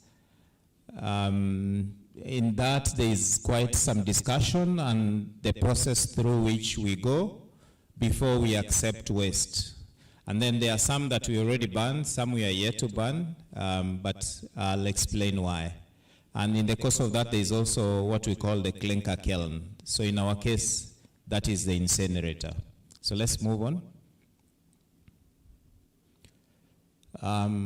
So these are some of the wastes that we ban. I believe the one on the right is familiar. I don't need to explain. So we roll it in as it is. We don't cut it, we just roll it in, it burns in the kiln. On the left, these are some of them are bags from cement or from biomass. We just incinerate them as well. So those are just two examples of what we burn. So other than that, we have contaminated foods. For example, maize. If it's aflatoxic, we could easily burn that instead of being dangerous to our health. Let's move to the next. So some of the challenges as is today, something like maize, if you burn it, or let's say plastic that we are discussing, what you cannot recycle, this is not a standard fuel, and in most cases it's likely to be shredded probably to the size of our nail. So it's not a perfect fuel. So it does what we call local reducing condition. So because of that, we have an impact on our production. So this is what is key. So we may not just go for it that we need it, but if we have to do business with it, there has to be a lot more than just burning it, because it's going to reduce our main business, which is clinker. By the way, for those who don't know, clinker is the main component of cement, depending on which brand. It could be up to 50% or all the way up to 95% in cement. The second one is product quality. As I said, when you don't have a perfect burning condition, just like in your house, when you have your charcoal, you can have a lot of smoke. The same with our kiln production.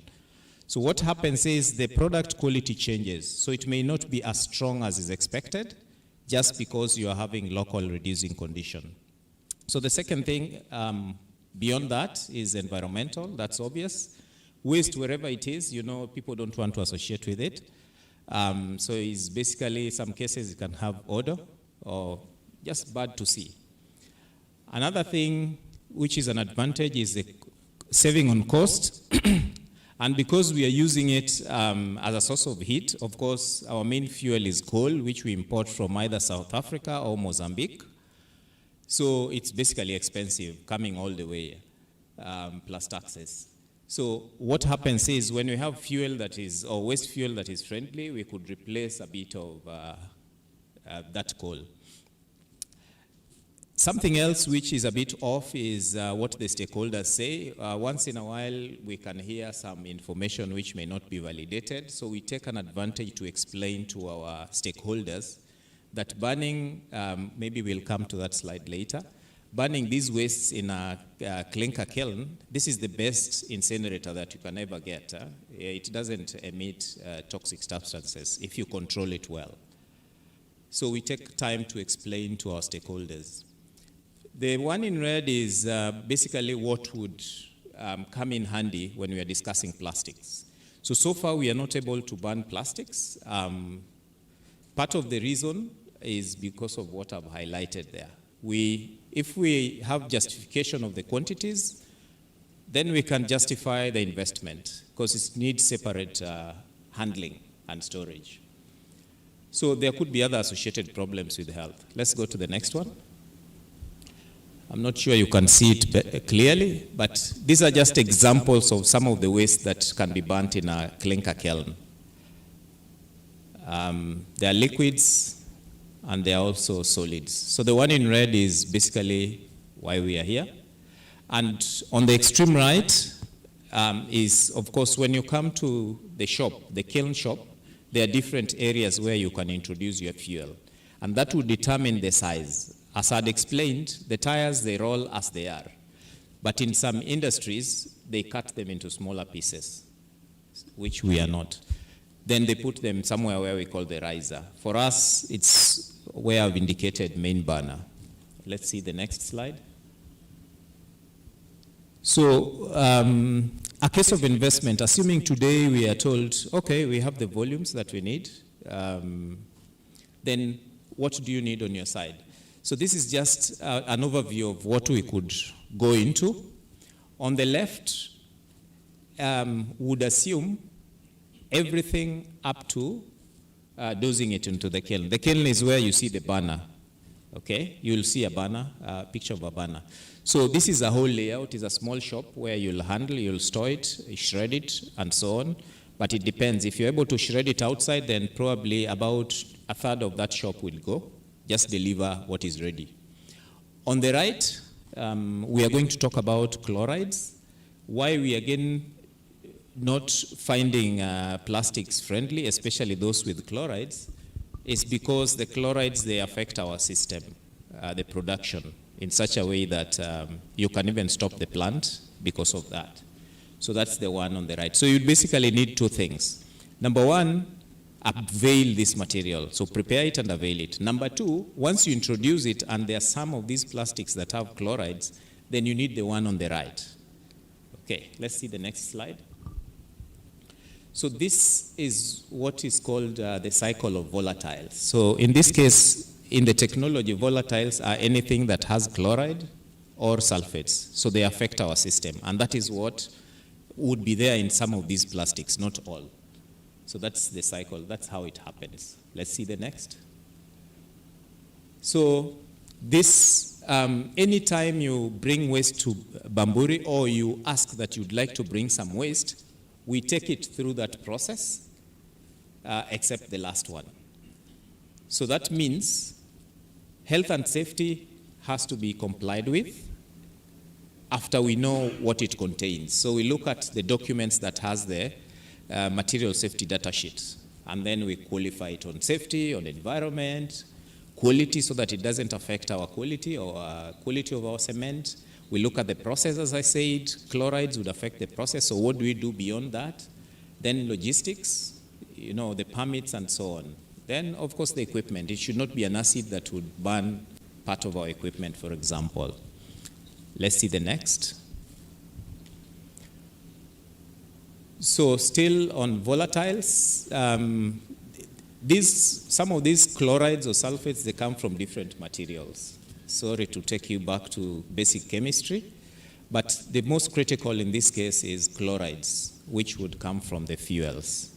In some cases, they come from water, because we stay in this part of Kenya, and when you go for borehole water, it has some salts. Part of it is chloride, so we have to deionize that water before we introduce it to our process. Okay, let's see the next.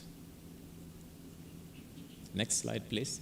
So this is how it happens scientifically. You evaporate it, it condenses. Evaporate it, condenses. It doesn't go away.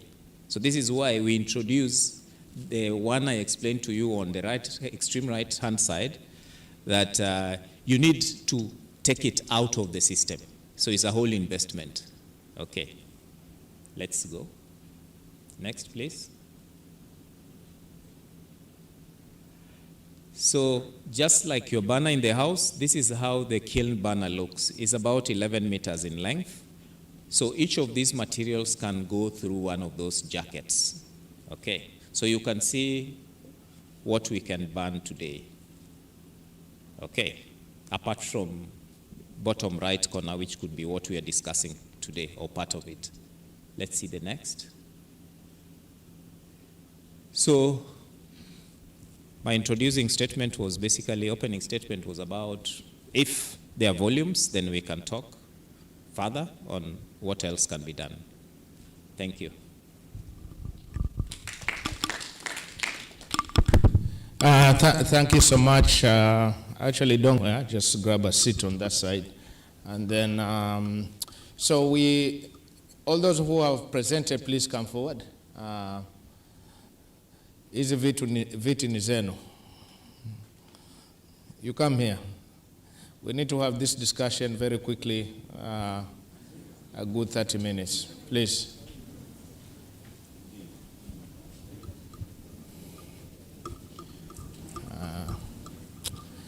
Can someone help me there with sanitizer so that these microphones will move? And they have moved. In fact, they need to probably be sanitized now.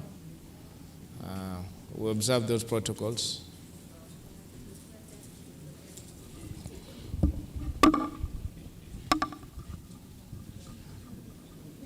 Okay.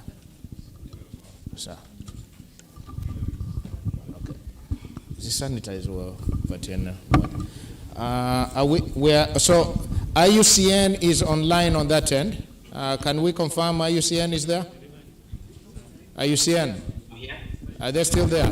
Peter, you're there? I'm here. Fantastic, fantastic. So I hope you can probably see everyone here. We have 4 people on the panel, the ones who presented. Very good presentations there.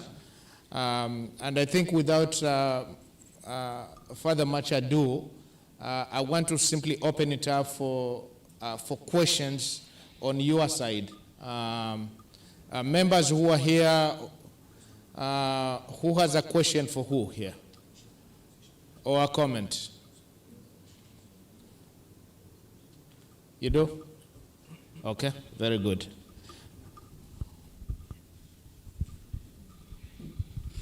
Good morning. My name is Susan Omingo. I'm the CEO of Desmi Limited, one of the waste management companies in Mombasa, and the vice chair of Mvita Waste Managers Association. So my question goes to the presentation we've just received from Bamburi. I'm not seeing his face. Yes, engineer from Bamburi.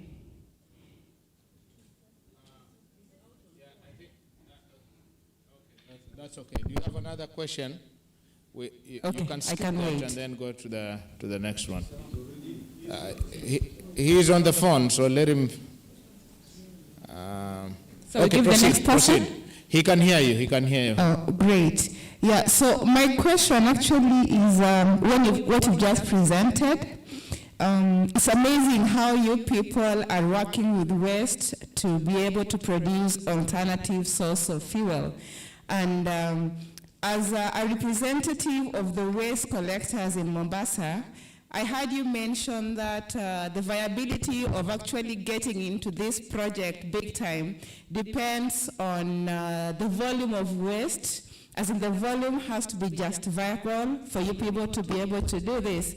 So maybe what I would just ask on behalf of the waste collectors in Mombasa, who are actually the people who generate the waste that you will need for that, is there a possibility for us to probably have a dialogue of course, of this and see how maybe we can actually get you that waste to make that viable. Thank you. Thank you so much. So Bamburi, you got that. They want a dialogue as waste management collectors for you to probably align with that. So you'll get to respond to that. I want to take 3 questions or comments. Yes, sir. Those 2. And then we can probably go to you for the 4th one. Microphone izunguke haraka haraka tafadhali. Waziri ka. They'll do it. Yes, good morning. Good morning. Yeah, my question is to the county government, Mr. Ahmad. You really did a very good presentation on the policies and the plans that you have. And the biggest challenge that we have had actually is not in the policy, but in the implementation. So, for example, you said you will ensure that wastes that are not segregated are not disposed at the dump site. And Stella from Maritime Authority actually indicated that their waste from their facility is always segregated, but when the pickers come to pick the waste, they mix them. So how will we ensure that there's the monitoring and follow-up of some of these plans that you have?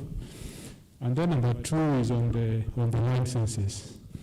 You indicated that you charge licenses for waste collection.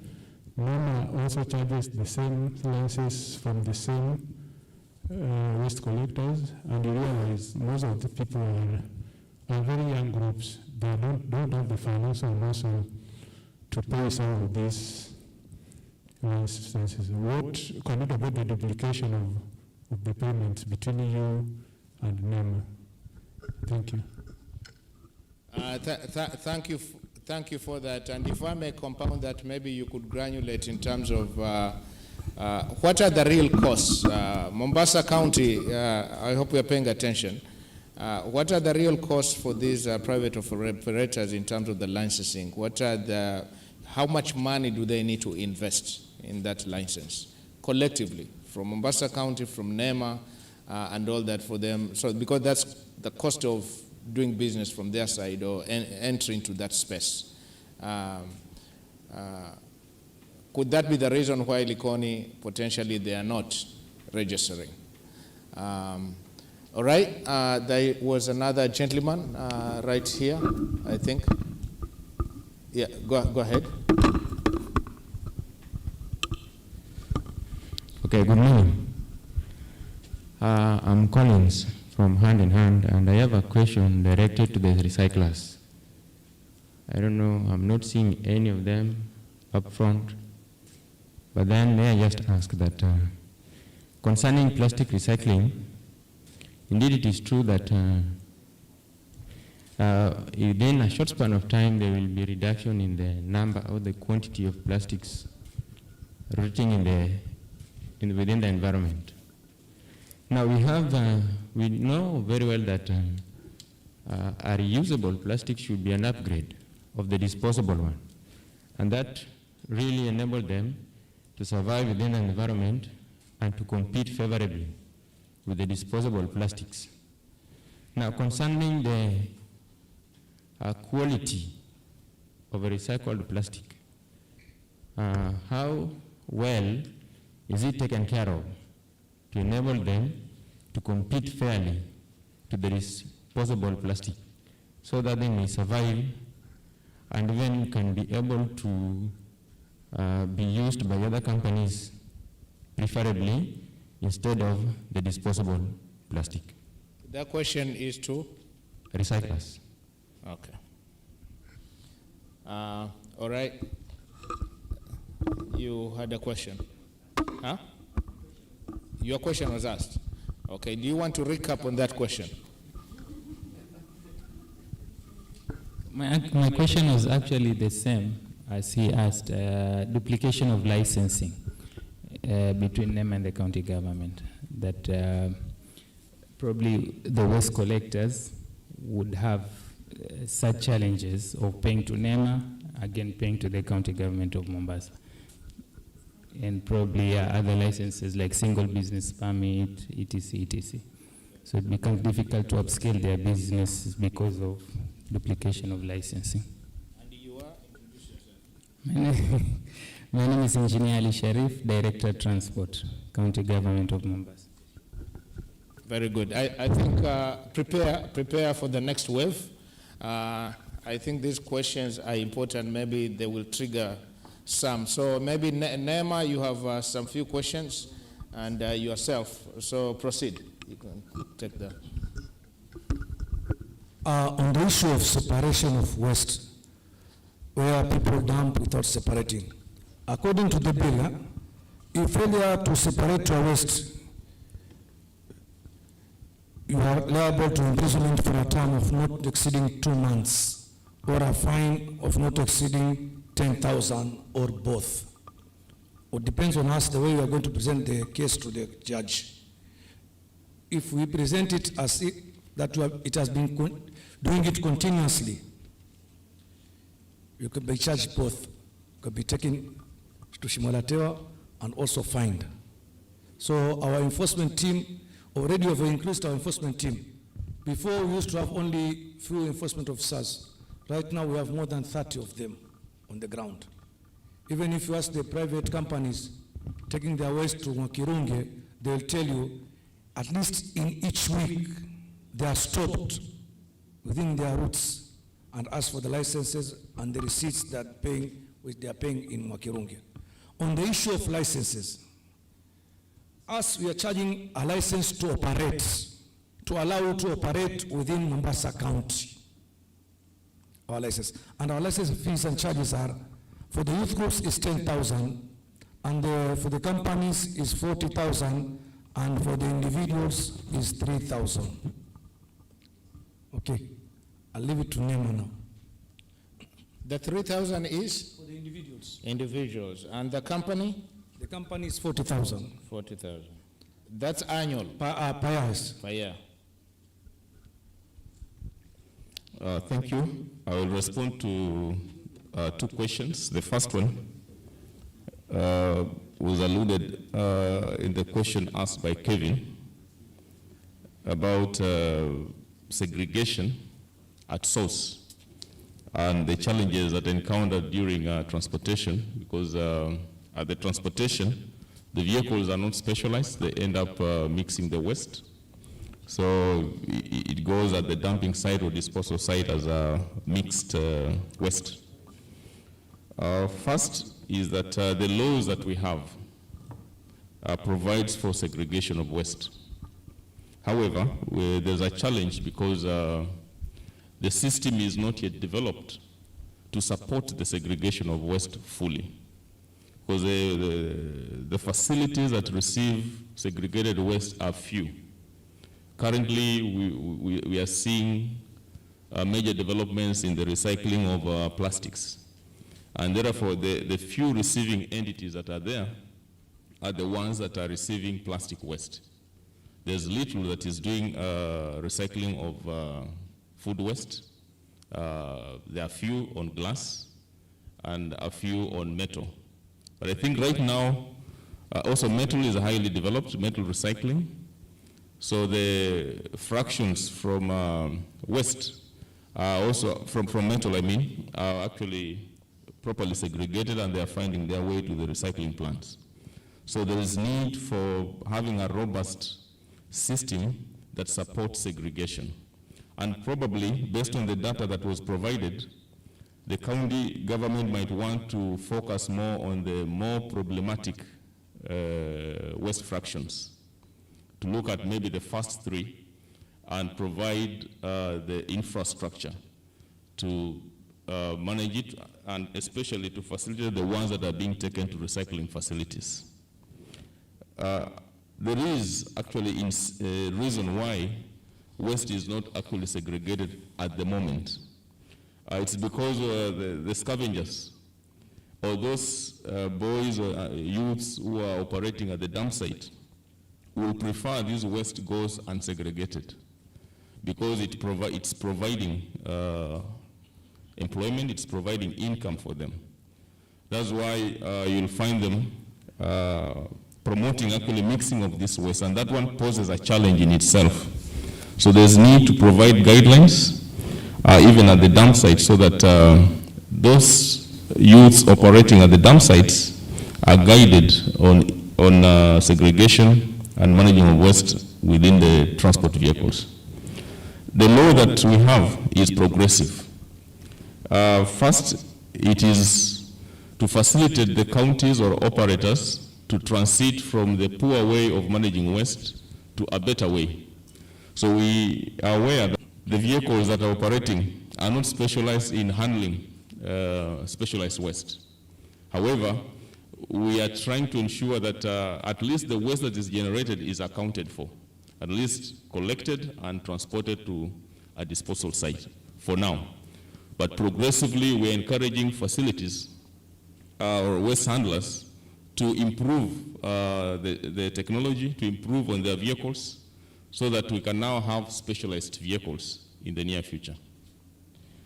On the licensing, the authority usually licenses transporters, it licenses recyclers, and licenses disposal sites. For the transporters, it is a license per vehicle that is transporting. And the application fee is 3,000 and the license fee is 5,000 annually. So the total is 8,000 per year. And basically, that is a fee that facilitates in the enforcement. And according to the way it is actually minimum to facilitate the inspectors carry out the enforcement and ensuring that the vehicles that are licensed are implementing the conditions that are attached to the license that they are provided. Thank you. And the recyclers and disposal? Recyclers, it varies depending on the volume that is handled. It varies, and I think my colleague Lopokoit will help me. It varies from 10,000 to 40 to 75. Sorry? Yes, it varies actually from 10 to 75, depending on the volume that is handled at the recycling facility. Okay, and the disposal? The disposal is 75. Okay. Yeah. Kenya, the manufacturers, I think there are some related questions on that, but let me compound it maybe as you respond to that.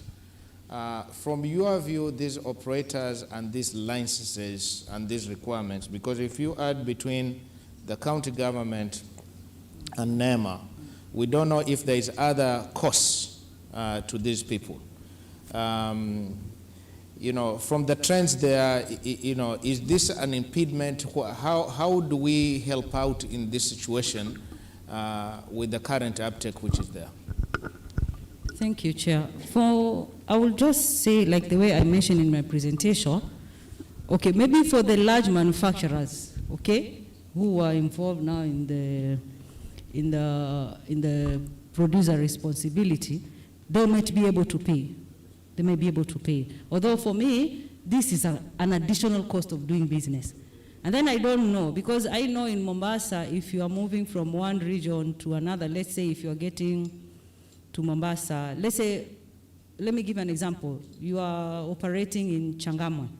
If you enter, let's say, past Mutwapa, you have to pay an entry fee. I don't know, again, these people who are carrying this waste, are they still going to be charged on top of the license? Are they going to be charged again on the entry fee? So for me, my cry here is about increasing the cost of doing business. And that's why we say there is need to give a grace period, especially for the people who are, especially for the youth. We want to remove the young people from the street. We are telling them to be innovative. There are no jobs. Then they come up with something like this about waste collection, and then NEMA is waiting on them, the county is waiting on them to pay Maybe for the ones who are starting, there's need to have a dialogue with them. You give them a grace period. Then you tell them of the importance of paying is for, like the way Wafula is saying, is facilitation. And then the county also, because the reason why you pay taxes, it should be for a service render, so that you can educate them and they know why are they paying this. Maybe the very reason why we are having the challenges in Likoni, they are wondering, why are we paying? You are not giving us gloves. Yeah, we don't even have the gadgets to keep ourselves safe. You are buying everything, and then you are coming to pay. So if they are sensitized, then they will understand why they are being charged. Yeah, that's my comment. Thank you for that. Other questions you have? I have something else to add on the waste handlers. Is that when you look at the law that governs waste management, it's actually encouraging people to handle waste as business. As business, it's not just you are doing it as a pastime. And when you look at, when you investigate to see who are participating in the waste handling activities, you'll find there are big people somewhere in the middle. But these people who are collecting down here are just used to collect in a crude way, but the main beneficiaries are somewhere up in the value chain. So I think the fee, as much as we're saying there is a high fee from the county government, it's important that waste handling should be modeled as a business, not just doing it for purposes of passing time. And this can be developed at right from the grassroots going up the value chain of waste management. Thank you. I think for Mombasa County and KMA, based on that question and that answer, if you could start thinking, I'll go to this, but maybe start thinking that who is the average model operator that we need in all the cases so far. If we are to take all the cases so far, they have been in a pilot phase. Who is the model operator that we need? How much fees are they paying, and how much money are they making? Okay, if we could think about that, and then probably you could comment. Okay, I have one more comment before we proceed. Okay, Nafula has mentioned that there is no Aromba system that can support transport of the waste is segregated. But meanwhile, we can capitalize on what we have. We can license the collectors to license just as one type of waste. If they are collecting plastics, then we license them to specialize in collection of plastics and take it directly to a recycling facility rather than mixing the waste, taking it to a disposal site, then sorting it again and transporting it back. That is going to minimize on the cost of doing business. Thank you. Thank you so much for that. All right. We'll start here, then yourself. I know your hand was up early. Okay. Okay. I'm Francis from TUM. To Amar, other than the legislation on segregation, I was wondering if there are any efforts to encourage this segregation at the source, because usually legislation alone doesn't work. So I don't know if you have other ways of encouraging this segregation at the source, because it's very essential. Then to Engineer Orowo, I was just asking if I manage to collect these tires, for example, can I bring them to the factory? Will you take them? Because when I started having interest on waste, I have observed that they are there. They are actually very good breeding places for mosquitoes. Can I just collect them and bring them to the factory? What will happen will they recoup some of the expenses like transportation, or will you come for them? Thank you. An introduction? I said Francis from TUM. Okay. Okay, thank you. Daktari, we didn't get the last part of your, when you said your name, it was quite clear. But the last part of your statement was not, we didn't get. About segregation.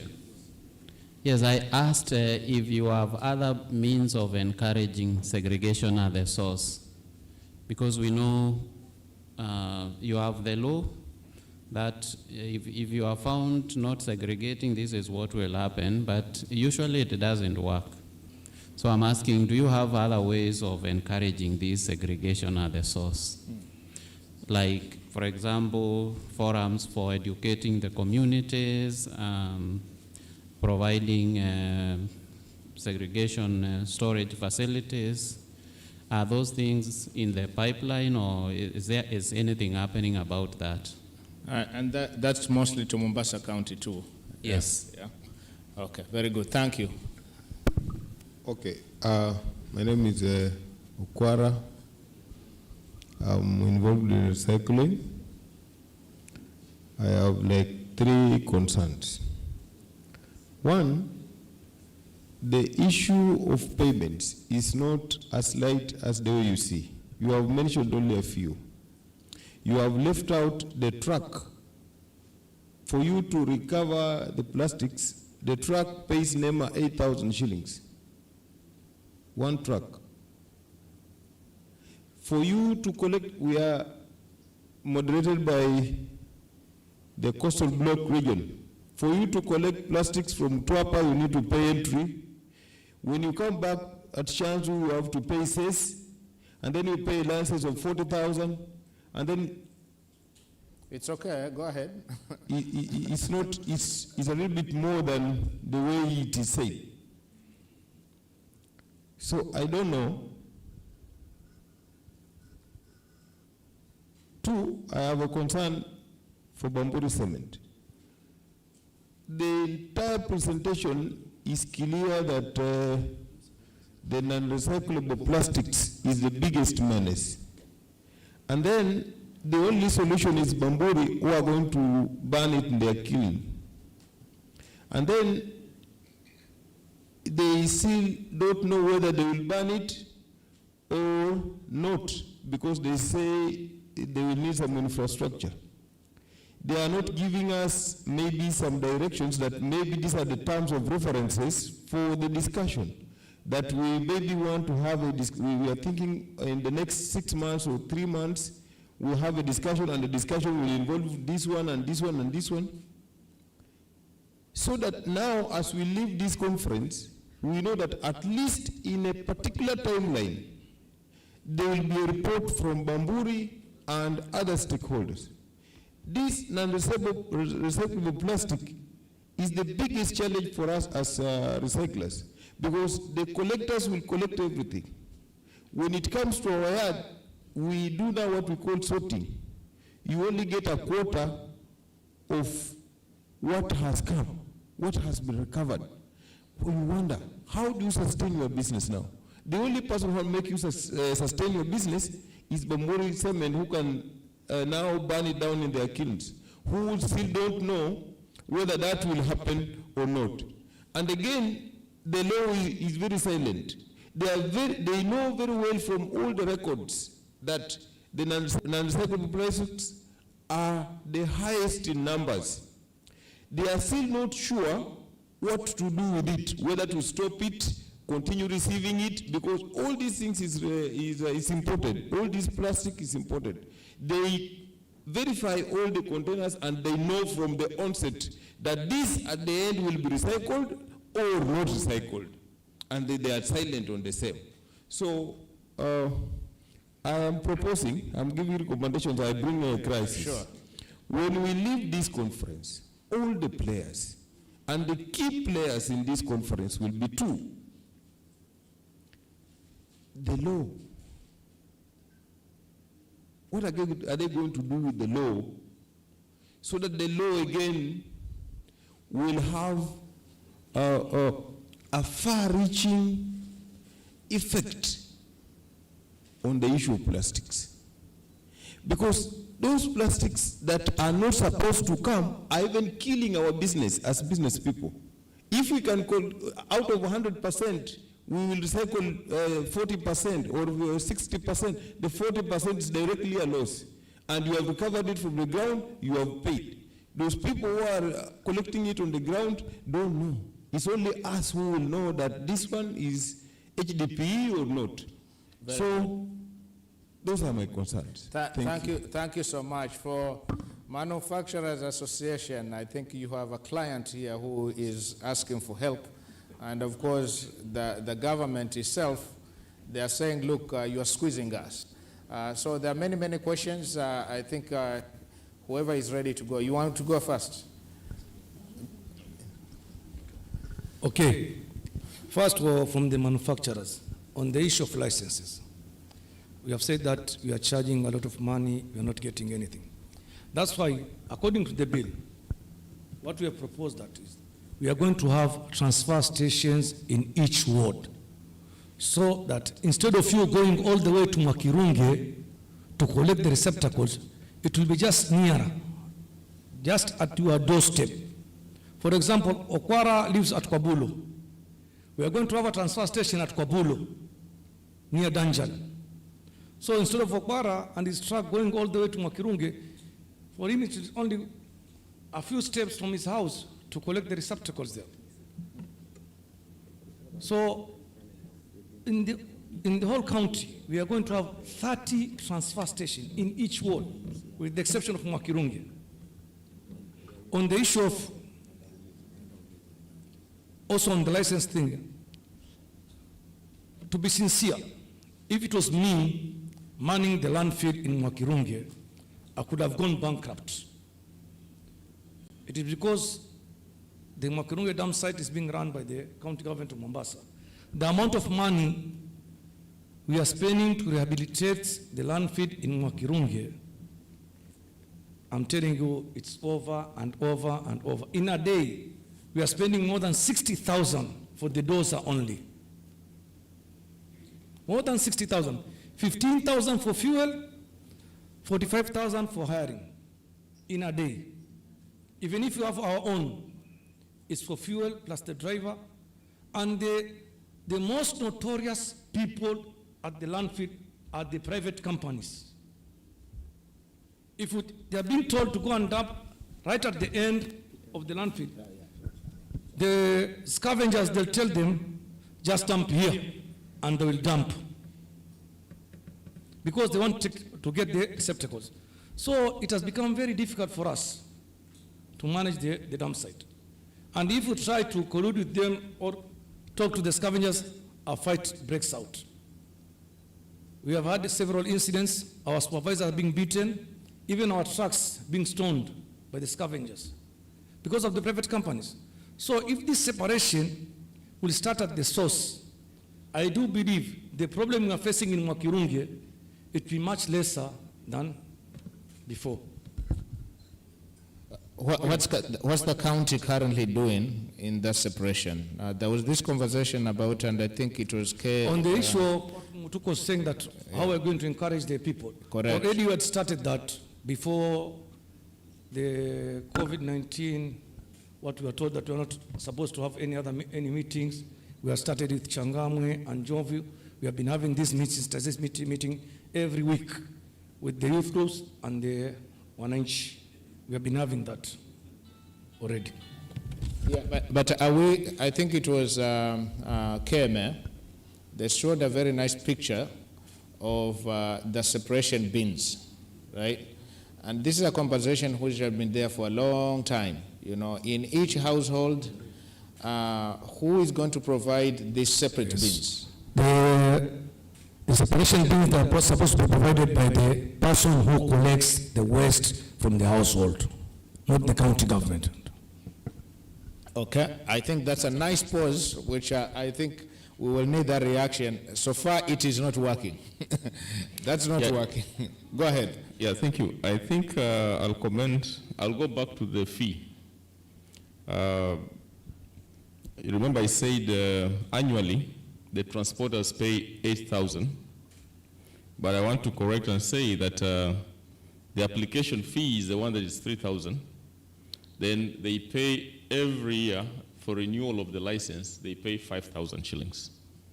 So if they renew before the license expires, they'll only be paying 5,000 shillings per year.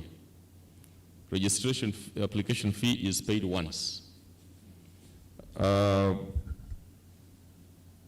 Secondly, on licensing trucks that are specialized to carry just one type of waste, remember in yesterday's presentations, there was a question of the cost of doing business in waste management. You'll find that the points of collecting this waste sometimes are far apart. In fact, we were told that there are some areas where accessibility is a problem. And that, if it's solved, will provide a lasting solution in waste management in most of our estates in Mombasa.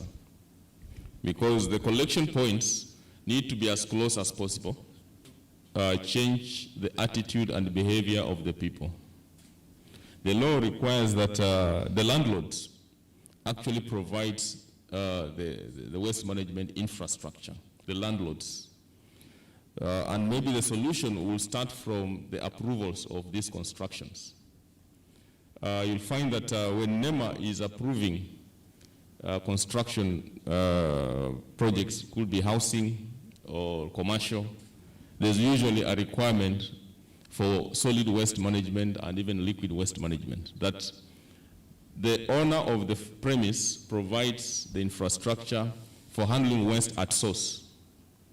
So this one should be followed up by the county government, especially when they're approving the plan. If the plan doesn't provide for waste collection receptacles, then such a plan should not be approved.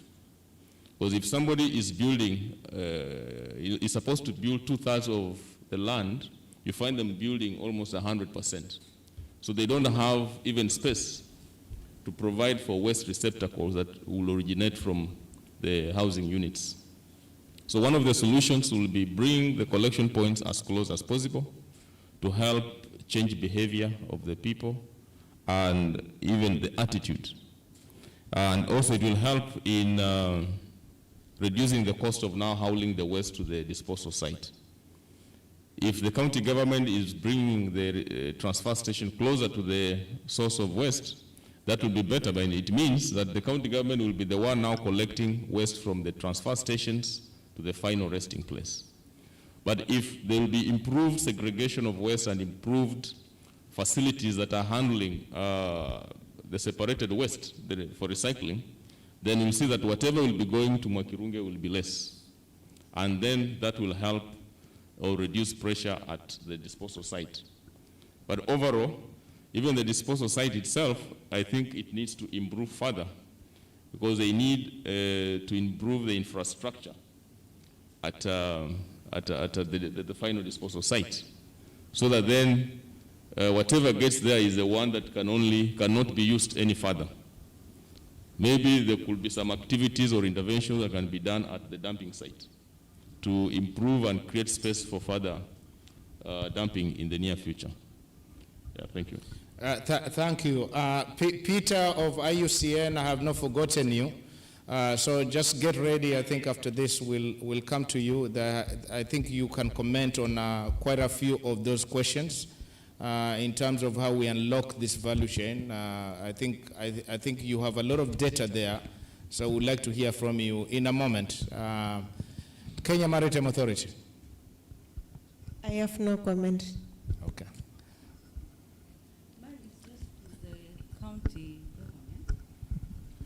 You've said that there are plans to allocate transfer points in each and every ward. I don't know, okay, because of COVID, maybe we cannot be able to meet, but I think before you gazette, it will be good to carry out a sensitization to the different wards, so that you don't get a bash from the people saying, "Mnatuletea takataka hapa." That's the first notion they'll have. so that they're aware that it's not coming to be kept here, it's just a transfer point before it's taken to the next place. Thank you. Thank you. Bamburi?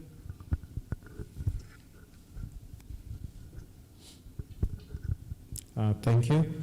There was a question on tires and made separately to understand how it is. But in general, for the consumption of everybody else, maybe in future, or you may know somebody who has the tires, we have two categories of those who supply us with tires. We have the major hauliers, the transporters. They bring us for free delivery to the plant.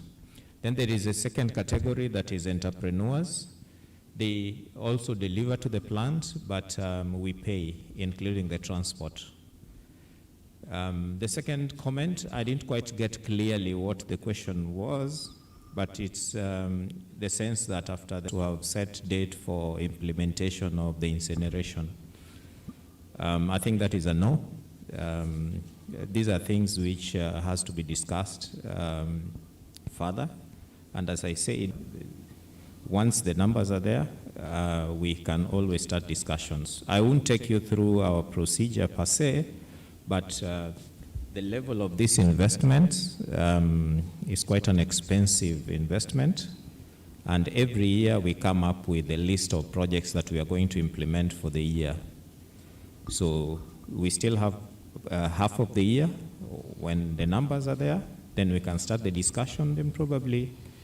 And as you picked it, now there is no date. I don't think there is more than that. So we can always discuss further based on the numbers. Thank you. Yeah, you want to add some? Go ahead, go ahead. Thank you very much. This is just to add my voice to Engineer Ro, and also to appreciate the very passionate appeal from my friend Dennis over the possibility of banning the plastics. Actually, we are very much aligned with that concern because plastic is continuing to be a big issue. But just to draw your attention to these two cases as business models. So we have the guys who are involved in collection and recycling and separation. But here is Bamburi also a potential partner in terms of incineration, in terms of using the waste, which is in this case the plastics, for fuel. Followed the presentation from Engineer Ro very clearly. He posed a challenge, and this challenge, maybe just to simplify it to you, is volumes. And the challenge number 2, technology. So there are two cases, and I want you to read them from a business model. So here is Bamburi looking at investing into a technology that can tackle the plastics. And he had brought it out very well from an engineering perspective.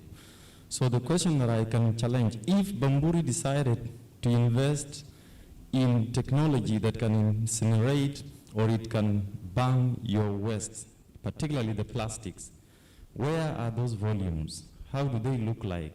Because engineering in a company, investment, is a long-term perspective. You don't want to bring an equipment or re-engineer a process and you spend a fortune on it and then there are no volumes. So we are reading at it from a sustainability perspective. And sustainability, as we all understand, is all about supporting systems around that help our livelihoods to be better. So the big challenge that is a carry home from here today, discussing this question of plastics, one of the big monsters here is segregation. Separating the plastics from this other mess is the big monster. If you guys can separate, have volumes of plastic, that will form the basis for discussing on the investment of equipment or technological engineering on the existing equipment. Because, as you saw very clearly, you can pump in plastics and they create that flashback and they hit the system and the system stalls. So from a business model, You want to make sure that as we are cleaning the environment of plastics, the business is also running so that it supports the same process, which is actually eradication of the plastics. And just allow me, moderator, the tire system, and what you also talked about other wastes in the system. Things like coffee husks, aflatoxin maize, the tires. Because the volumes, the science proved the volumes were available, the data was available, and the logistics were easy to handle or were actually considerably workable. The engineering took place, the investment took place, and as we are talking, he's talking about so many tires being put into the system. So can we learn from that perspective and do the same to the plastic issue so that the business component, the sustainability aspect is critically addressed? And the fundamental question, as I bow down, if you are to deal with volumes, if Bamburi, if Engineer Rose said, we want to start the dialogue of engaging Bamburi on investing into the technology that can deal with plastics, do you have the volumes? Thank you. Thank you so much. Peter IUCN, you have been listening to this, and I think you've established yourself as the data guru of this space based on the presentation that you made. Who is the model operator that we need to build and strengthen? And secondly, how do we solve the segregation problem? Mombasa County says that responsibility was given it to the landlord. The landlord is not doing what they need to do. How do we solve the segregation problem? Peter Manyara. Yeah, so I don't think I'm best placed to answer that more than Mombasa County itself, because they know best what is the situation on the ground, but maybe I can just add maybe other context. For example, South Africa, there is also that requirement for segregation of waste, and so you find in most of these major cities like Pretoria, Durban, Cape Town, a lot of the well-established suburbs will have, let's say, 3 or 4 bins that they acquire from the municipality, and I think that they pay a fee for that, so they can get maybe any number of bins they desire to have. And people do segregate, where some people try to put plastics and maybe other recyclables into one container and organics into the other, and maybe like some of these maybe plant material and soils into another. But then the challenge is, what I see is whenever waste collection trucks come, be it municipal or from private contracted companies, they tend to dump all this stuff into one truck. And I think that has already been highlighted as what might be going on in Kenya. And so what waste reclaimers here, like in Kenya, say is they then don't prefer the idea that households segregate at source, because they say households don't really know much about plastics, like which ones are recyclable, which ones are not, and so in that they still have to do again secondary sorting or segregation once they get hold of this material. So I think because of that, there's definitely need maybe to explore further on what other jurisdictions have done in terms of segregation. But I think most importantly maybe is to empower and incentivize the collectors, be it municipality collectors or private companies, to be able to maybe put in place measures to collect and dispose of these different types of waste separately, which definitely will be a bit more expensive than how they're currently handling it. But moderator, I had a few other comments, if you could allow me, that relate to some of the other questions maybe that were posed initially.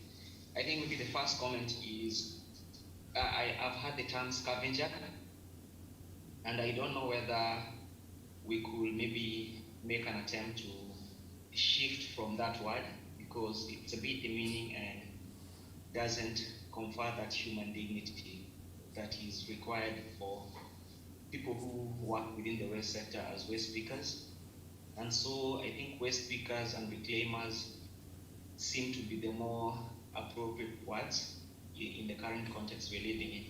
And then on the issue of licensing, I've heard a lot about Likoni and actors who don't pay. And I'll refer you to the South African Waste Act, where it does require licensing definitely for actors who work in the waste sector, be it in the recovery phase of waste, waste treatment or disposal. But then the requirement for a license is pegged on the scale or size of your activity or facility. So a lot of the small actors who are maybe youth groups or women groups who work within these different parameters of scale are not required to have licenses.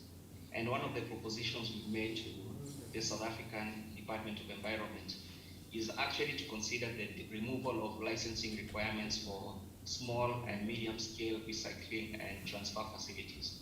Because I think it's only then that you can spur for these to actually divert additional resources to scaling and growing their businesses.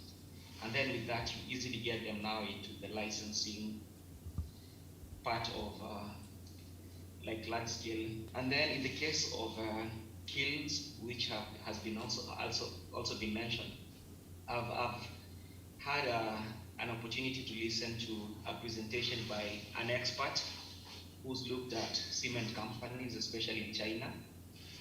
And I think that they've explored a lot of potential for cement kilns. Like there's a company called Huazin Cement Company outside Wuhan in last year when COVID was starting. Between February and March 2020, they processed about 170,000 of PPEs. And I think one thing these experts say is a lot of these plastics sometimes even provide like a larger percentage of energy compared to coal, which is traditionally used in most of these cement kilns or factory. So I think with that, we can appreciate maybe Mombasa also might have seen an increase in waste generation, especially because of PPEs. And so a conversation between maybe the county government and Bamburi Cement on how best maybe they could work together to explore this based on other practices that are happening elsewhere in China, in Malaysia, in India. Maybe that could be very helpful. Thank you very much. Thank you, Peter. And sorry for the rush because time is not on our side. Tea has been served from 10:30. It's getting cold. What we need to do is probably break this panel. On the way forward, we will try to consolidate. So most of you will have probably comments and questions, but also now rejig them so that it's more thinking about the way forward. When we come back, we can probably go through that. Panelists on your end, at that point, we'll give you a chance to say your last words as part of the way forward. So if you could kind of consolidate your thoughts around that. Many important things have been spoken, but again, let's focus on, what do we take away from here that we can do collectively. Thank you so much. So tea is served. I think if we can do that probably in the next, 10 minutes, we take that break 10 minutes. It's going to be quick, so just grab something, come back, and let's continue with the way forward.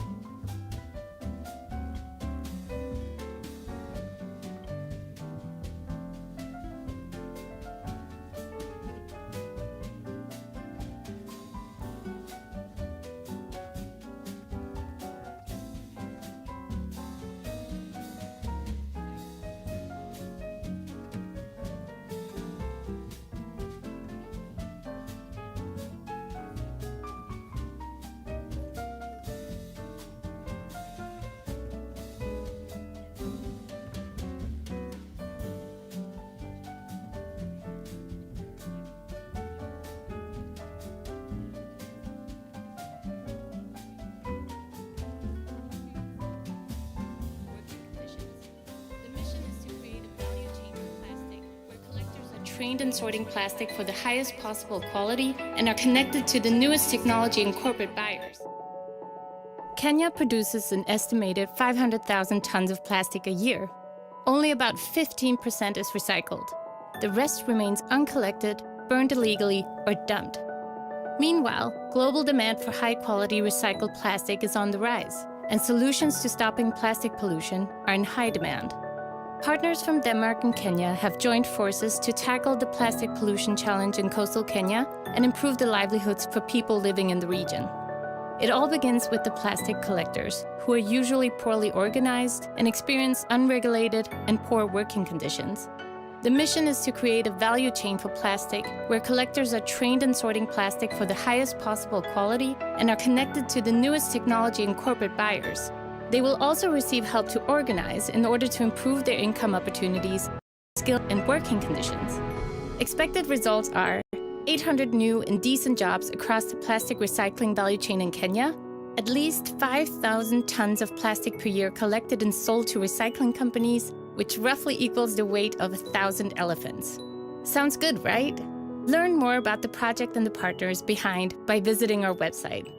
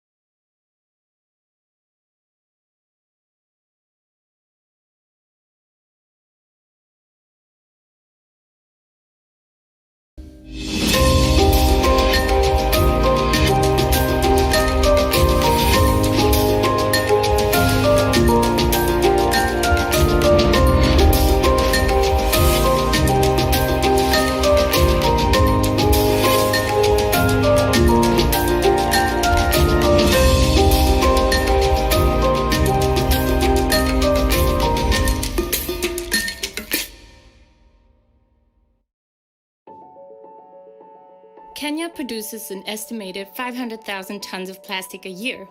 Only about 15% is recycled. The rest remains uncollected, burned illegally, or dumped. Meanwhile, global demand for high-quality recycled plastic is on the rise, and solutions to stopping plastic pollution are in high demand. Partners from Denmark and Kenya have joined forces to tackle the plastic pollution challenge in coastal Kenya and improve the livelihoods for people living in the region. It all begins with the plastic collectors, who are usually poorly organized and experience unregulated and poor working conditions. The mission is to create a value chain for plastic where collectors are trained in sorting plastic for the highest possible quality and are connected to the newest technology and corporate buyers. They will also receive help to organize in order to improve their income opportunities, skills, and working conditions. Expected results are 800 new and decent jobs across the plastic recycling value chain in Kenya, at least 5,000 tons of plastic per year collected and sold to recycling companies, which roughly equals the weight of 1,000 elephants. Sounds good, right? Learn more about the project and the partners behind by visiting our website.